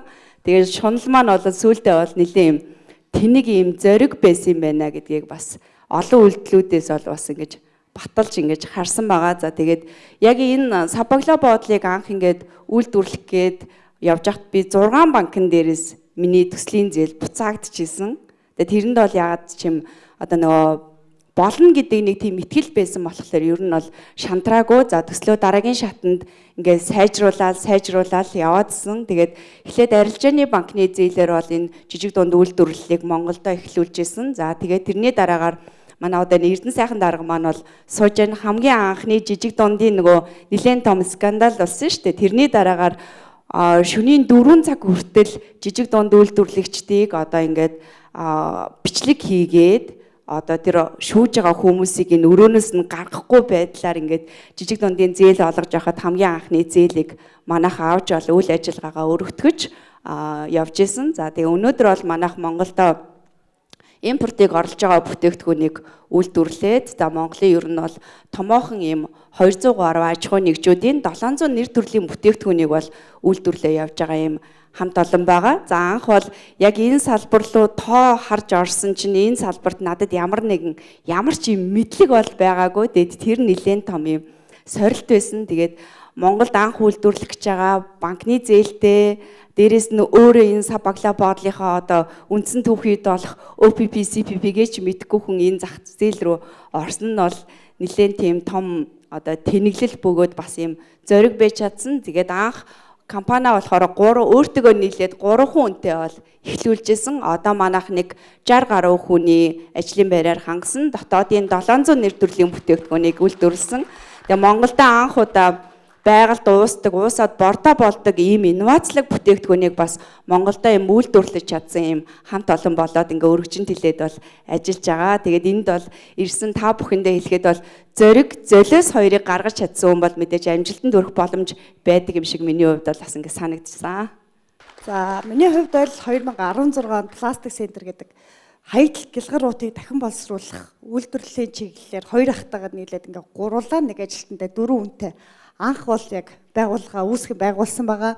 Манай аав энэ жил энэ салбарт бол 10 жил үйл ажиллагаа явуулжсэн. Тэр туршлага байсан яг. Өөр одоо манай ах бол зохион бүтээгч инженер хүн. Зүгээр бүтээгдэхүүнээ санаа байсан. Нэг жижигхэн гараж, түрээсийн гаражинд 4 ажилтнтай л эхэлжсэн ийм байгууллага байгаа. Өнөөдрийн хэмжээнд бол бид хэд нэг 40 гаруй ажилтнтай одоо яг 9 жил яг хүрээд одоо 9 жил мөрөөдөж ингэж зүтгэж явсан зорилгоо биелүүлээд одоо жижиг дунд үйлдвэрлэлийн батлан даалтын сангаас зээл аваад одоо ингэж яг өөрсдийн гэсэн үйлдвэрийнхаа үйл ажиллагааг эхэлсэн, барилгын ажлаа төслөө эхэлсэн явж байгаа. Тэгээ ерөнхийдөө бол сорилт юу байсан бэ гэвэл яг энэ хог хаягдлын салбар ерөөсөө Монгол улсад хөгжөөгүй, хог хаягдлын тухай ойлголт маань байхгүйсэн болохоор энэ дээр айгүй их унжсэн. Тэгээ хог хаягдл гэдэг салбар руу ороод ингээд зориглоод бүтээгээд ингээд манай ах за Хятадаас ямар нэгэн бүтээгдэхүүн хуулбарлаагүй. Оросоос бас ямар нэгэн бүтээгдэхүүн хуулбарлаагүй.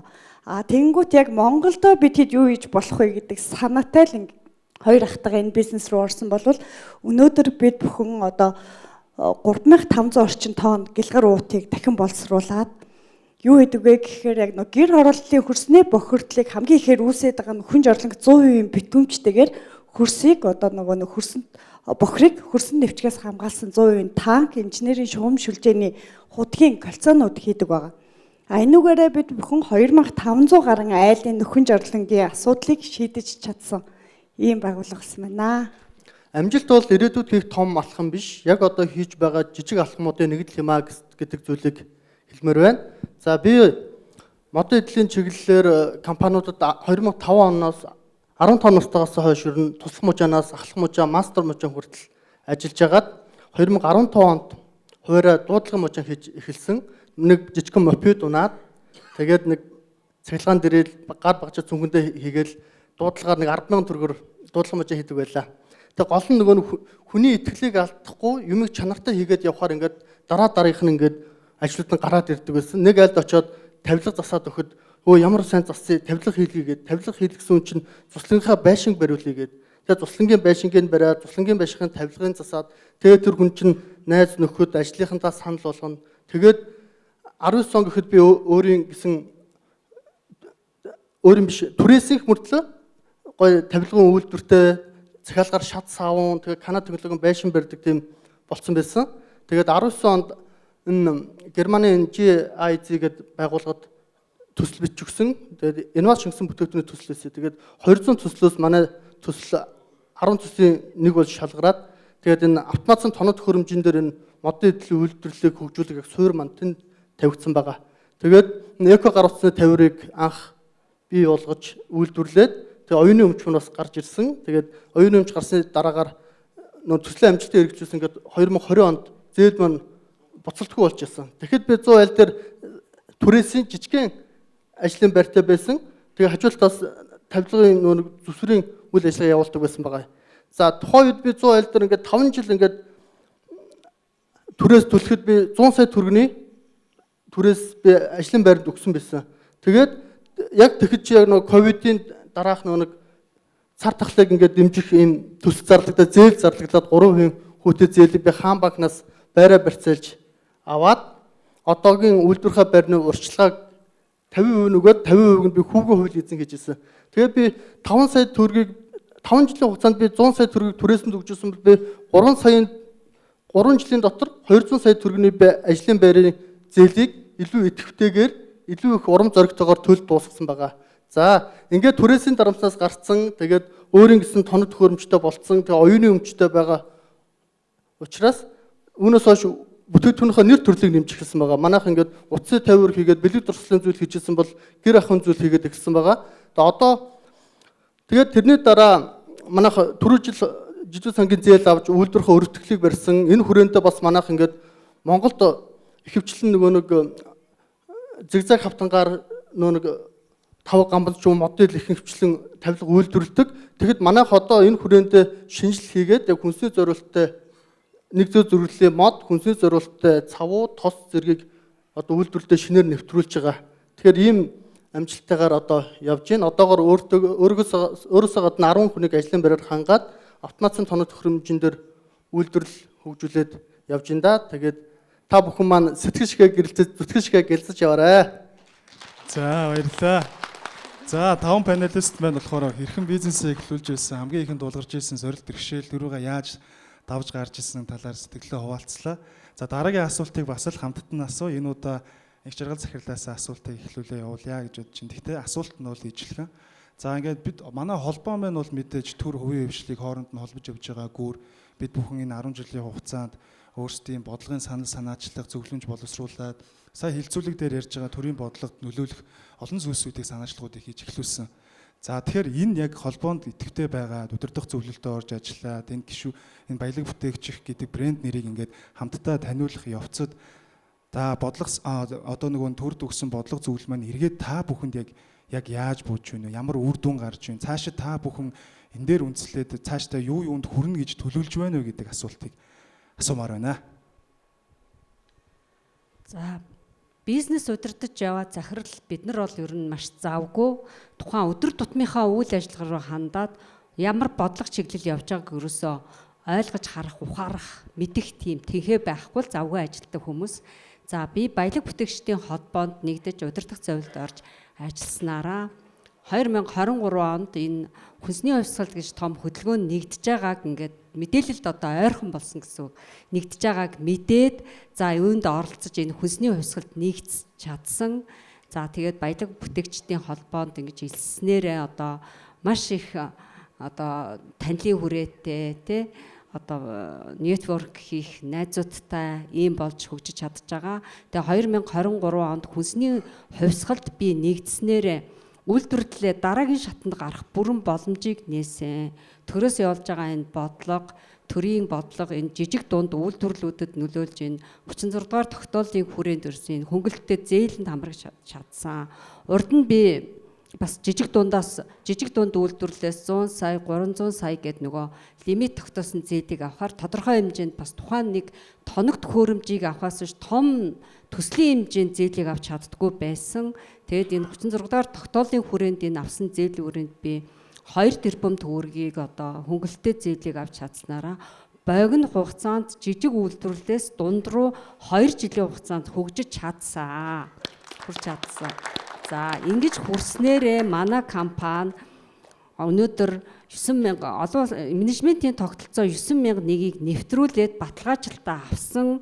Цаашдаа хасаав 45000 одоо хог хаягдлын менежмент буюу 14000 том лаборатори стандарт 17000-ыг нэвтрүүлээд нийт 5 стандартыг нэвтрүүлээд олон улсын жишг төрсөн үйлдвэр болгоод ингээд дараагийн шатандаа ороод явж байна. Ингээд 170 ажилтныг өнөөдөр ажлын байраар хангаад явж байна.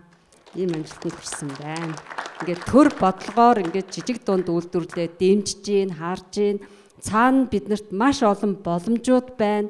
Дээр нь энэ стандартуудыг нэвтрүүлэхэд энэ төрийн бодлогыг бид нэр хүртээмжтэй аваад өөрсдийгөө өдөр тутмынхаа ажлаас чөлөөлөөд энэ нийгэм рүүгээ чиглэсэн ажил руу идэвхтэйгээр оролцуул биднэрт зээлээс гадна буцалтгүй тусламжууд хүртэл энэ Азийн хөгжлийн банк энтергээд олон төсөл хөлбөрүүд байдаг шүү гэдгийг бизнес эрхлэгчтэй бас захирлуудаа бас зөвлөё л гэж байна.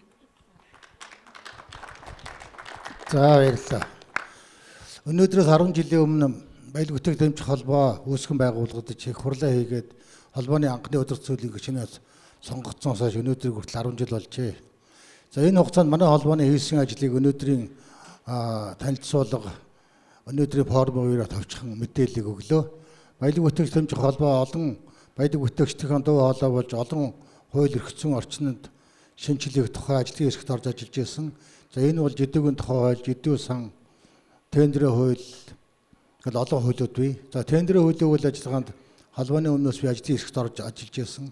Одооны ерөнхий сайд Зондог шатаа дарга өхөрлийн дарга болонгуудаа шууд тендерийн хуулийг татаж авчираад одоо баталж байсан. За энэ тендерийн хууль батлагдсанаар бол олон баялаг бүтээгчд үйлдвэрлэгчдэд өр шимээ хүртсэн болов уу гэж бодож байна. Хууль бол муу хууль биш, сайн хууль болсон. Түрүүн дээр Бацуу дарга хэлж байгаагаар бол үнэхээр сайн хууль болж чадсан. За энэ хуулийн хүрээнд би одоо өөрийнхөө үйлдвэрлэдэг хүнс хоол үйлдвэрлэлийн тоног төхөөрөмж буюу сургууль цэцэрлэгийн галтгааны тоног төхөөрөмжийг төрд сүүлийн 8 жил тасралтгүй нийлүүлж байна. За энэ маань үнэхээр одоо энэ тендерийн хуулийг буюу импортын бараанаас дотоодынхоо үйлдвэрлэлийн барааг хамгаалах хууль гаргасан нь бол нэнэн одоо үр дүнгөө өгсөн гэж бодож байна. За үйлдвэрлэгчд баялаг бүтээгчтэй бас санал хэлэхэд бид хууль эрх зүйг буюу хуулийг жоохон ашиглах талдаа тааруухан байгаад өөрсдөө боломжийг алдчихад байдсан шүү. Энэ дээр бас таа бүхэн бас боломжийг ашиглаад ингэж оролцоорой гэж бодож байна. Тэгээд ингээд төр болоод хувийн хвшлээ дэмжсэний хүчинд өнөөдөр манай компани экспортын чиглэлчтэй импортыг орлох 200 гаруй нэр төрлийн бүтээгдэхүүнийг 180 хүний тусламжтайгаар 3 үйлдвэр 6 салбар дэдгүүрээр борлуулж байгаа гэдгийг баяртайгаар хэлэхэд таатай байна. Энэ дотор манай хэрэглэгчид миний одоо бизнесийг дэмждэг түмэн олон бас хүрэлцэн ирсэн байна. Ингээд таа бүхэнд бас компанийнхаа үеийн одоо бизнесийг дэмждэг хэрэглэгч нартаа гүн талархал илэрхийлж мэхийн ёслоё.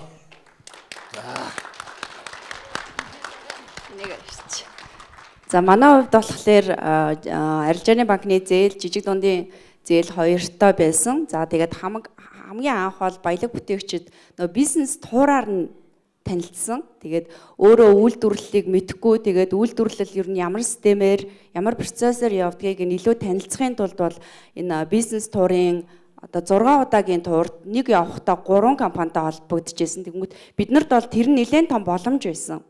Яг үйлдвэрлэлийн сэтгэлгээгүй ийм нөхөр зах зээлд ороод ирсэн тохиолдолд одоо яаж тэр үйлдвэр нь явдгийг надад тэр үйлдвэр рүү ороод үйлдвэрийн шалан хүртэл ямар байгааг нь маш сонирн байсан. За тэгээд зогсож байгаа тоног төхөөрөмж өнжөөж байгаа за ажилчтай ямар цагийн хуваараар явуулдаг гэдэг тэр бол нэлээд ийм туршлага өгсөн ийм уулзалтуудыг бид нар анх энэ үйл ажиллагаатай танилцахдаа тэр бизнес туураар ол танилцчихсэн.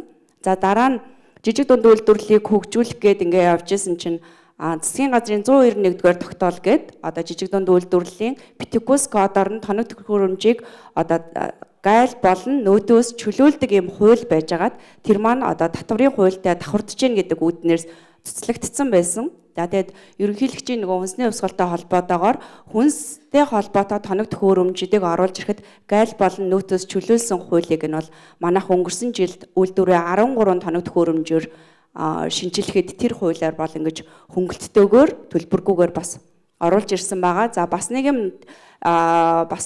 хүрцэн давуу тал нь гэх юм бол хүнсний сапагла боодлыг үйлдвэрлэж байгаа гэдгээрээ жилийн 5.4% хүүтэй 1 тэрбумын хөнгөлтөө зээлийг 23 онд аваад сая 25 оны 10 сард бол 1 тэрбумынхаа зээлийг ингээд дуусгасан байгаа.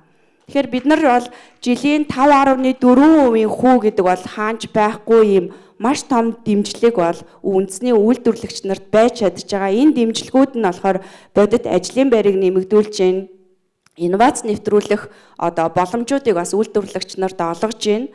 Дээрэс нь Монголд үйлдвэрлэж байгаа үйлдвэрлэлийн царх хэмжээг нэмэгдүүлэх бол боломж бол үүсгэж байгаа. Тэгээд Монголд бол яг энэ салбар руу анх орж ирж байхад бол нэг үндэсний яг гялгаруутны сапагла бодол дээр бол нэг 21% байсан. Одоо Монголд бол нэг 30 гаруй хувийг нь бол яг ингээд Монголын бол үндэсний үйлдвэрлэгч нар бол ингээд үйлдвэрлээд байгаа. Тэгэхээр бид нар одоо ийм хөнгөлтөө зээл, ийм хамтын ажил төр одоо жижиг дунд үйлдвэрлэгч хоёрын ийм хамтын ажиллагаа нэрээс бид нар үйлдвэрлэлийн одоо энэ Монголд үйлдвэрлэж байгаа цар хэмжээг нэмэгдүүлэх нь л одоо бидний ийм том зорилго байгаад байгаа да.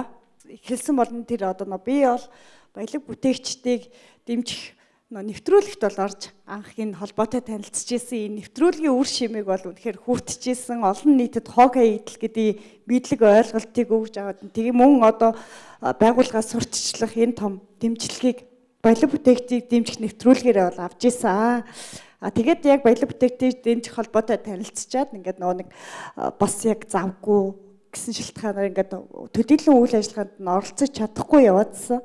Тэгээ 2024 оноос хойш удирдах зөвлөлтөд ороод ингээд ажиллаж байхад бол одоо яг саяны та бүгдээ манд хэлсэн бүх давуу талуудыг би бол ашигласан. Бүгд тэр одоо зээл ингээд хүсгэд гэхэд би энэ одоо батлан талтын санд орох зээлийг манай байгууллагын хувьд 3 жил бэлдсэн.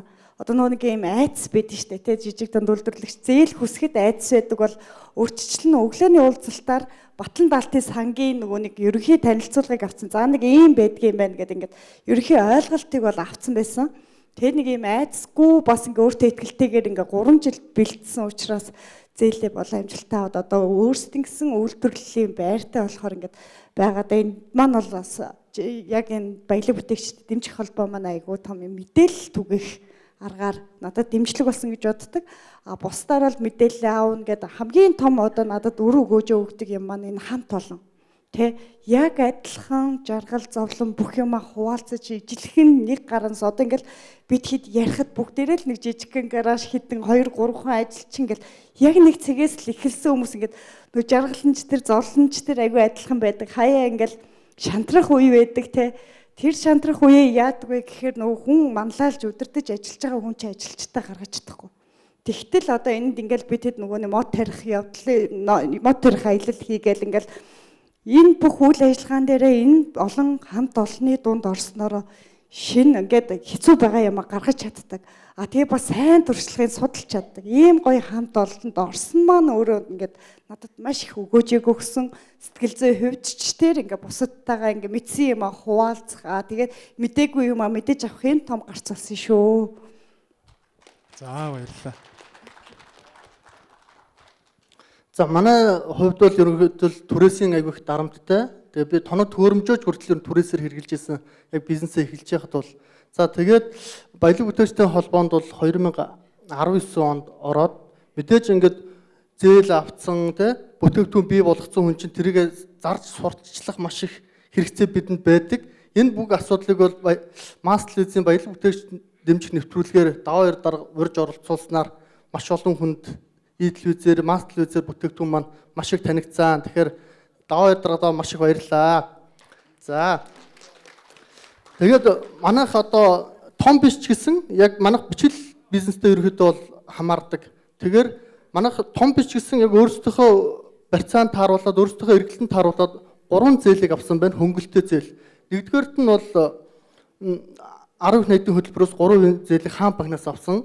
Дараа нь Ритентоогоос бас банк усаар дамжуулаад бас 4.8 хөнгөлтэй зээл авсан.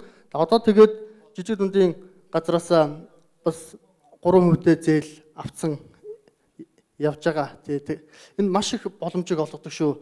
Одоо манай ялангуяа энэ захирлууд бол угаасаа мэдээлэлтэй, мэдлэгтэй, боловсралтай ингээд миний дээр явж байгаа учраас маш гой юм яриад байна. Яг би болон надаас ингээд доошоо бас ингээд захирлууд байгаа яг бичил бизнес эрхлээд гутлын үйлдвэр ч юм уу тавилгын үйлдвэр эрхлээд явж байгаа яг хүмүүс маань ингээд ерөөсөө яг ажиллаа хийгээд мэдээлэл авч чаддгүй. Тэрнээсээ болоод нэг дам ярианаас болоод жидүүгийн зээл олддоггүй ч гэдэм үү. Наад бичиг баримтанд бүтэхгүйгээд байдаг.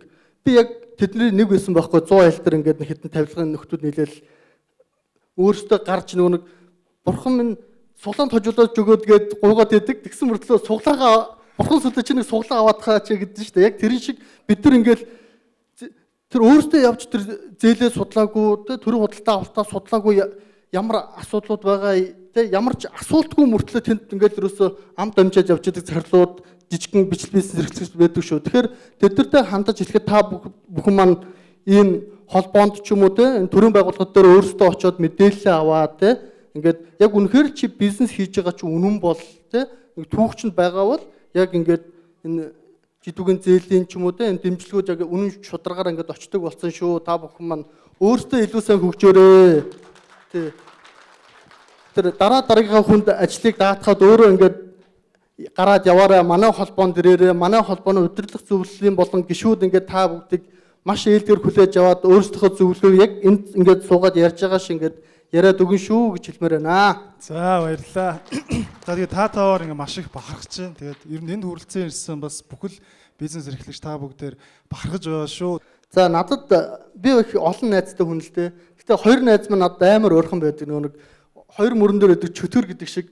Нэг найз маань болохоор найз нь ингээд тавилгын зүсрийг хөрөө авна гэхээр чи яаж авах гэж байгаа юм? Чи ямар юмор хөрөөтэй болохыг гээл. Тэгдэг. Тэгээд би удахгүй хөрөөтэй болчихно. Тэгээд би одоо үйлдвэрийн байртай болно гэхээр чи ямар юмор үйлдвэрийн байртай болох гэдэг юм. Тэгээд ажиллаа хийсээр гал үйлдвэрийн байртай болцсон. Нөгөө мөрөн дээр байдаг найз маань эсрэгээрээ сайн чөтгөрнө. Чи л мэд. Чи ухаантай юм чинь чи шийд. Чи чадна гээл. Тим хоёр найзтай байсан. Тэгээд ямарчсан тийм дэмжлэг байсан учраас ерөнхийдөө над маш их мотивац өгжсэн болов. Тэгээд залуучуудаа хандаж хэлэхэд бол боломж бол үргэлж байдаг аа. Тэгээд хэрэглэгчдийн шүүмж тэ гомдол бол та нарт зөвлөгөө юм шүү л гэж хэлээ да.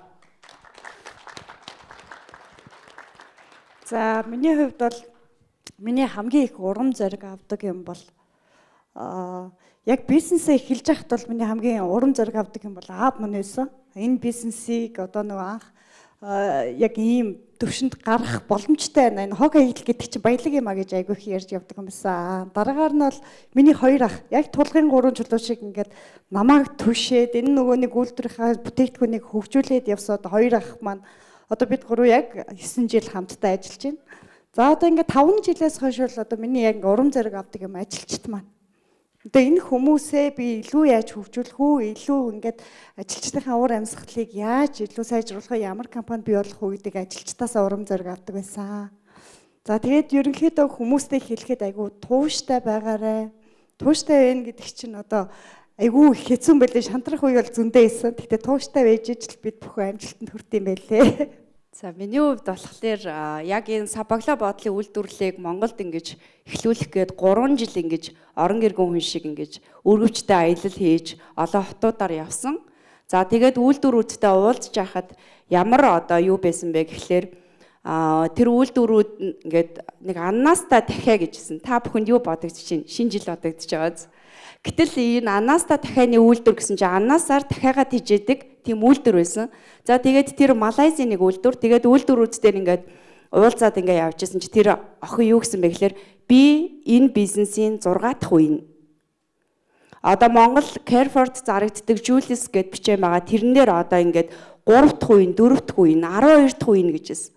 Монголд яагаад ийм өвлөгддөг те яагаад үйлдвэрүүд нь яагаад ийм байж болдгүй бол гэдэг үүднээс миний нэг жоохон хамгийн анх энэ үйлдвэрлэлийг ер нь одоо яаж хийж байгаа л бий болгоё гэдэг сэтэл бол яг тэндээс үрж ирсэн. За тэгээд анх энэ үйлдвэрийг нээчээд одоо зээл аваад тоног төхөөрөмж авчираад болно гэжсэн чи тэрэн дээр ажиллах тоног ажилчид байхгүй шүү дээ. Тэгээд ажилчдаа бас сургаж ирсэн. За тэгээд хамгийн анх нэг ингээд уут хийх гээд дэлгүүрүүдээр ингээд судалгаа хийгээ явж ирсэн чи одоо манай энэ өгөөмж аргаж архад компани захирал инх жаргал захирал дээрээ би бас анх очижсэн. Тэгээд өөрөө уутаач мэдэхгүй те энэ хүн болохоор намайг бас за чи яг ийм салбар руу орж байгаа бол манай одоо ийм цэцгийд гэж бүтээгдэхүүн яг анх удаа тэгэхэд бас 20 онд мэдлжсэн. Одоо бол нэлээ ийм том бүтээгдэхүүн болсон явж байгаа. Тэгэхээр тэр бүтээгдэхүүн дээр ингээд хамтрия гэдэг ингэжсэн. Тэгэхээр энэ Монголын одоо ийм суур ийм үйлдвэрлэлийг бүтээсэн хүмүүс нь үйлдвэрлэлийг эхлүүлэх гэж байгаа энэ дараагийнхаа үеийг ингэж дэмжиж гаргаж ирсэн нь бол миний хувьд бол нэлээд том ийм инспирэшн авч ирсэн. Бас Апу компанийн хувьд байгаад байна. Апу компани ус ундааныхаа шавшгыг болохоор Солонгосоос Хятадаас авдаг байсан. Тэгээ бид нар зөвхөн одоо нэг удаагийн ийм усных нь 33-ын усных нь 30% дөнгөж үйлдвэрлэж эхэлсэн. Өнөөдөр манай компани 5 жилийн хугацаанд Апугийн ус ундааны шишиг Хайнекны стандартыг хангасан пивний сапагла боодлыг нь дотооддоо 100% үйлдвэрлээ явж байгаа. Тэгэхээр одоо энэ үндэсний үйлдвэрлэлүүд, том үйлдвэрүүд маань жижиг үйлдвэрүүдэд ингэж төшиж босгож ирж байгаа нь бол манай энэ үйлдвэрлэгчдийн юм том юм соёл бөгөөд юм өв байсан нь ер нь өнөөдрийг одоо жахваг энэ царамтай арваг энд одоо ингэ бий болгосон доо гэж харж байгаа. Үнэхээр одоо жижиг дунд үйлдвэрлэл эрхэж байгаа, бизнес эрхэж байгаа хүмүүс бол үнэхээр тууштай байх хэвээр. Маш тууштай, метронгуу тэгээ хийх гэж байгаа бүтээгдэхүүндээ бүх анхаарлыг төвлөрүүлдэг. Хүнийг хуурахгүй байх хэвээр. Огт хуурч болохгүй. Та нэг л хэрэглэгчээ хуурах юм бол хэрэглэгч таныг нэг хаяаж авчвал эргээ харахгүй. Энийг тууштай байх хэвээр. Хоёрдугаар сая бас уран зориг унах барих зөндөө юм байна. Би 2005 онд анх нэг нөвөлдөг машин, нэг хөлөөр гიშгдэг хайж, төмрийн хайж. За нэг 2 3 болон төмөр гаргадаг юмтай эндээ авчираад байрлуулсан. Дэнжимгийнхаа хашаанд байрлуулсан. Аминдаа бас нэг үйлдвэр бас бууцсан чиглэр мэгнөргөө юм хийчдэг. Тэрийгээ их юмд бодцсон. Жохон дээгүүр харцсан явж байгаа. Хятадын том гострол хийдэг үйлдвэрээр очисон. Нэгдүгээр хоолойгоо тогооны бэлтцэг хийлгэх гээд тэнд очиход захын харагдахгүй тэр том C40 байшинд ямар олон машин техник суурилуулсан, ямар их олон хүн ажиллаж байгааг хараад би шууд навс унс. Хиймч байх гэжтэй гээд 3хан төхөөрөмжтэй тэгээд өөрийгөө их юмд бодцсон. Энэ үед би одоо үнэхээр Жакагийн Чингис Бандаас зээл аваад 580 сая төгрөгийн зээл аваад Дэнжимгийнхаа үйлдвэрийг барьчихсан байсан. Тэгээд тэнд одоо захиалга өгсөн чинь хэдэн зуугаар нь хийнэ гээд би чадлынхаа хэрээр 50-ыг хийлгэх гэж байгаа ичмээр байхгүй юу. Тэгээд яаж хийж байгаад үнэхээр бас хүнд бас ёс зүй гэж юу гэж байд юм байлээ. Би тэр үед яг энд 12 сарын 31-нд эндээс хүний амралтын цагийг ашиглаад нэхий дээлтэй, өстэй гуталтай, бас нэг өстэй малгай өмссөн богоон цугаад Гуанжуугийн юуны галтрууны буудлын дээр болсон чинь бороо орчихсон. Тэр чихээр гараад бууд дорхоо хооронд навс нороод тэгээд өгдөө босоод ирсэн чинь нөгөө нэхий дээл өстэй гутал малгай 3 будаа. За энийгээ сайхан нухалж өмсөд өөр юм байхгүй юм чинь нөгөө үйлдвэрийн хаалга дахиу орсон чинь наман харсан чигээ нүдэн ороо дээр гарцсан өстэй дээлтэй нэхий гуталтай хүн бороо орны тэр цагаар очиод би тухайн үед эвгүй байдалд орж байлаа. Тэгээд одоо бидний юм хүлээж зөвшөөрөхгүй байх үед нь бас бодлоо. Тэр гошчомжиг шандамдаа ийдсэн байсан. Бараг тэр өдөр хөөгдөж гараад маргааш нь гошчомжиг хөмсөд гутлаа тослоо дахиад загаагаа зүгээд гоо тэгсэн чи араа өөр хүлээж яваад тэгээ ямар ч байсан тэр үед би захиалга өгөөд үнэн баяртайгаар өнөөдөр Намон Зөө брэндийнхаа экспорт чиглэлтэй үйлдвэрлэж байгаа барааныхаа анхны одоо их цагуурыг тэнд хийлгэжсэн тийм юм хөгжинтэй үе байдیں۔ Өнөөдөр Монгол Улсын хүнсний ерөнхийлөгчөөс хүнсний хувьсгал гэдэг энэ том юмыг өрнүүлснээс хойш манай компанийн хүнсний хувьсгалд идэвхтэй оролцож байгаа. Монгол Улсын ерөнхийлөгч манай компанид хүрэлцэн ирээд үнэхээр одоо бид бас хийж чаддсан юм байна гэж бахархаж байсан. Энэ ковид одоо цав баглаа бодлоо гэдгийг ойлгодгүй байлаа. Үнэхээр цав баглаа бодлоо байхгүй болохгүй юм байна гэдгийг бүх шатандаа ойлгосон.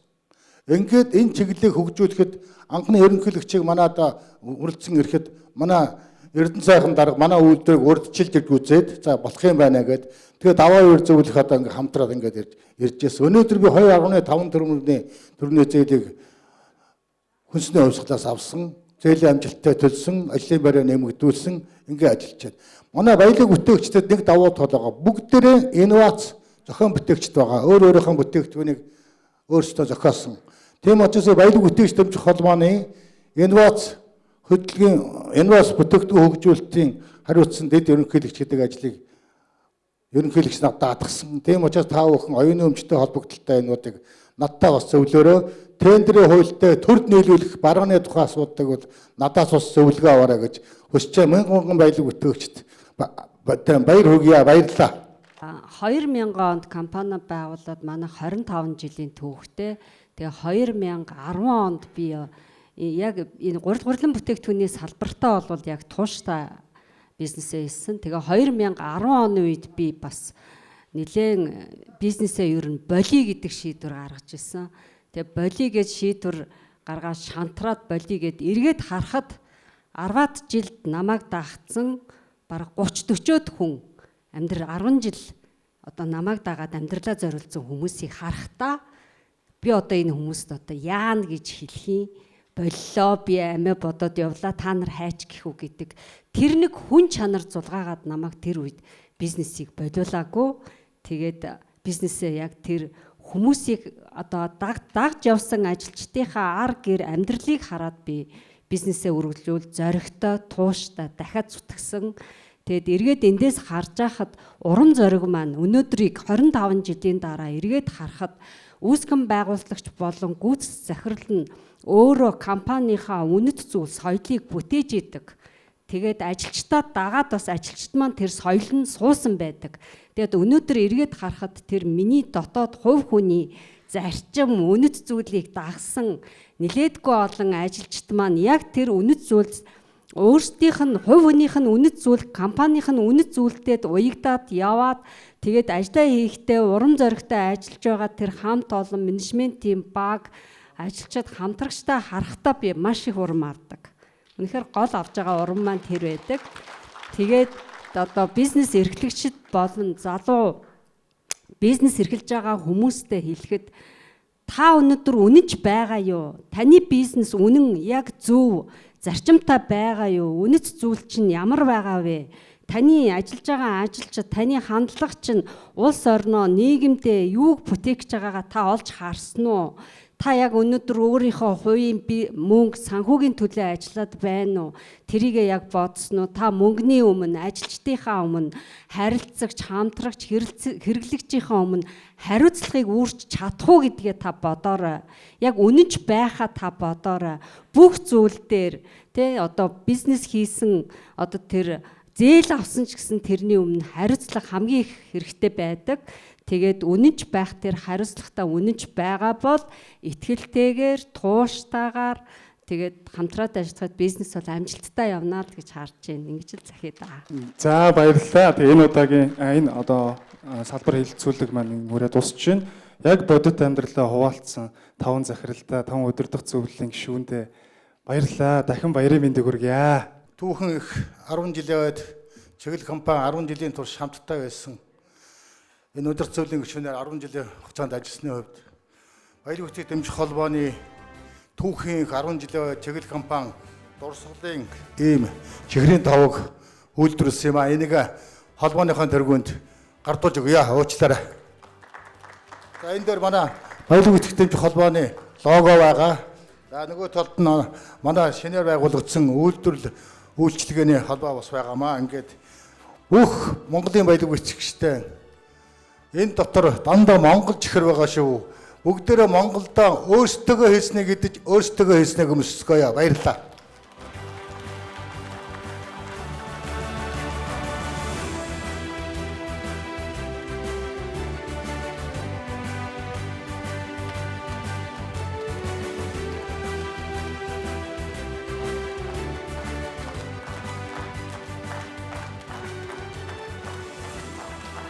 10 жилийн түүхэн оогоо тэмдэглэж байгаа нийт баялаг бүтээгчдийг одоо төр засгийн одоо медалиар шагнал гардуулах юм ёслолын ажиллагаа эхэлж байна. Монгол улсын ерөнхийлөгчийн зарлиг 2025 оны 11-р сарын 20-ны өдөр Улаанбаатар хот дугаар 89-р дугаар Улаанбаатар хот Монгол улсын төрийн одоо медалиар шагнах тухай. Монгол улсын үндсэн хуулийн 33-р зүйлийн 1-р хэсгийн 7-р заалд Монгол улсын ерөнхийлөгчийн тухай хуулийн 9-р зүйлийн 1-р хэсэг 15-р зүйлийн 1-р хэсгийг тус үндэслэн зарлиг болгох нь. Иргэсэн ажил салбартаа олон жил үргэлжлэлтэй ажиллаж онцгой амжилт гарган эх орныхоо хөгжил дэвшилд үнэтэй хөнөөр оруулж буй дараах хүмүүсийг төрийн одоо медалиар шагнан сугай. Шагналыг Монгол улсын ерөнхийлөгчийн үйлдвэр үйлчлэгээний бодлогын зөвлөх, Монголын жижиг дунд үйлдвэр эрхлэгчдийн холбооны үйлчлэгээний холбооны ерөнхийлөгч, Монгол улсын соёлын гай сэтгэлтэн доктор профессор Даваабаяр таныг хүндэтгэн урьж байна. Сотонгоор Өвөржүр компани тоног төхөөрөмжийн засвар үйлчилгээ цахилгаанчин мэрэгжилтэй Жанчвийн Тойвго таныг хүндэтгэн урьж байна. Та түүхэн 10 жилийн ойгоор Алтан гадар Сотонгоор шагнагдж байна. Баяр хүргэе. Алтан гадар Сотонгоор 5 богд фудс пицца компани бүс хариуцсан менежер Даш Цэрэнгийн Жаргал сайхан. За Жаргал сайхан таныг төрийн дэд шагнал Алтан гадар Сотонгоор шагнаж байна. За Жаргал сайхан улсад нийт 31 жил ажиллаж байна. 2014 оноос одоо хүртэл 5 богд фудс пицца компанид бүс хариуцсан менежер албан тушаалтайгаар ажиллаж байна. Баяр хүргэе.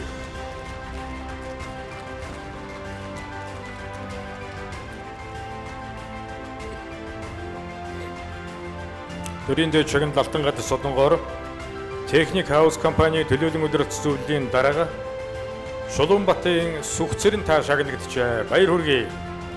За Сүхцэрэнгой улсад 28 жил ажиллаж байна. 2019 оноос одоо хүртэл Техник хаус хязгаарлагдмал хариуцлагатай компани төлөөлөн удирдах зөвлөлийн дарга албан тушаалтаар ийхүү ажиллаж байна. За мөн төрийн дэд шагнал Алтан гадар Сотонгоор Өвөржүр компани зөвлөх Цамгарвын Даваа Дулам та шагнагдчихэ. Баяр хүргэе. За Даваа Дулмгой улсад 47 жил одоо тасралтгүй ажиллаж 2004 оноос одоо хүртэл Өвөржүр хязгаарлагдмал хариуцлагатай компанид зөвлөх багшаар ажиллаж байгаа. Ийм сайхан азаа буурал байна. Танд эрүүлийн хурдтай насыг хайрлая. Ажлын өндөр амжилтыг танай хамт олон танд болон хүсэн өрөөж байна.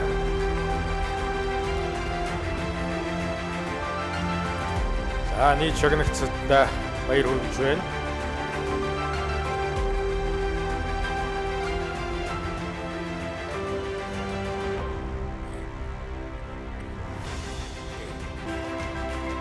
За манай энэ холбоонд бол одоо 10 жилийн хугацаанд олон одоо залуучууд мянгаараа одоо бизнес руу одоо зоригтойгоор орж байна. Бидний маань хийсэн ажлыг одоо төр ард түмэн одоо үнэлж байгаагийн нэгэн илэрлэж одоо хийж байна. За улсад 12 жил ажиллаж байгаа.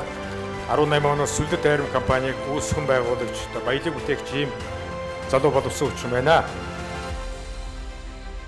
Green Group компани импортын албаны дарга Батхүрлийн Балжин юм таныг хөдөлмөрийн хүндэт медалиар шагнажээ. За Балжин юм улсад 9 жил ажиллаж 2019 оноос одоо хүртэл Green Group компани импортын албаны даргаар ажиллаж байна.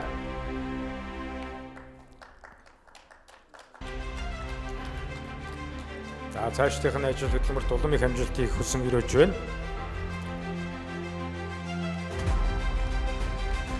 За хөдөлмөрийн хүндэт медалиар Diamond Topaz компани өрөмтлийн инженер Жанчвийн гомб шагнагдчихэ. Баяр хүргэе танд.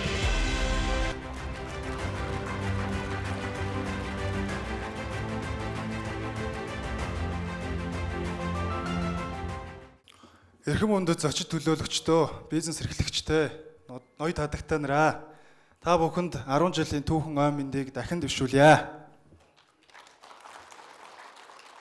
Сүүлийн 13 жилийн хугацаанд баялаг бүтээгчдийг дэмжих холбоо маань Монгол улсын жижиг дунд бизнесийн орчныг сайжруулах, баялаг бүтээгчдийн дуу хоолойг нийгэм бизнес эрхлэгчдийн нийгэм төр дүргэх, бизнес эрхлэгчдийн үнэлэмжийг өсгөх үйлсэд тасралтгүй хувь нэмрээр оруулсаар ирсэн билээ.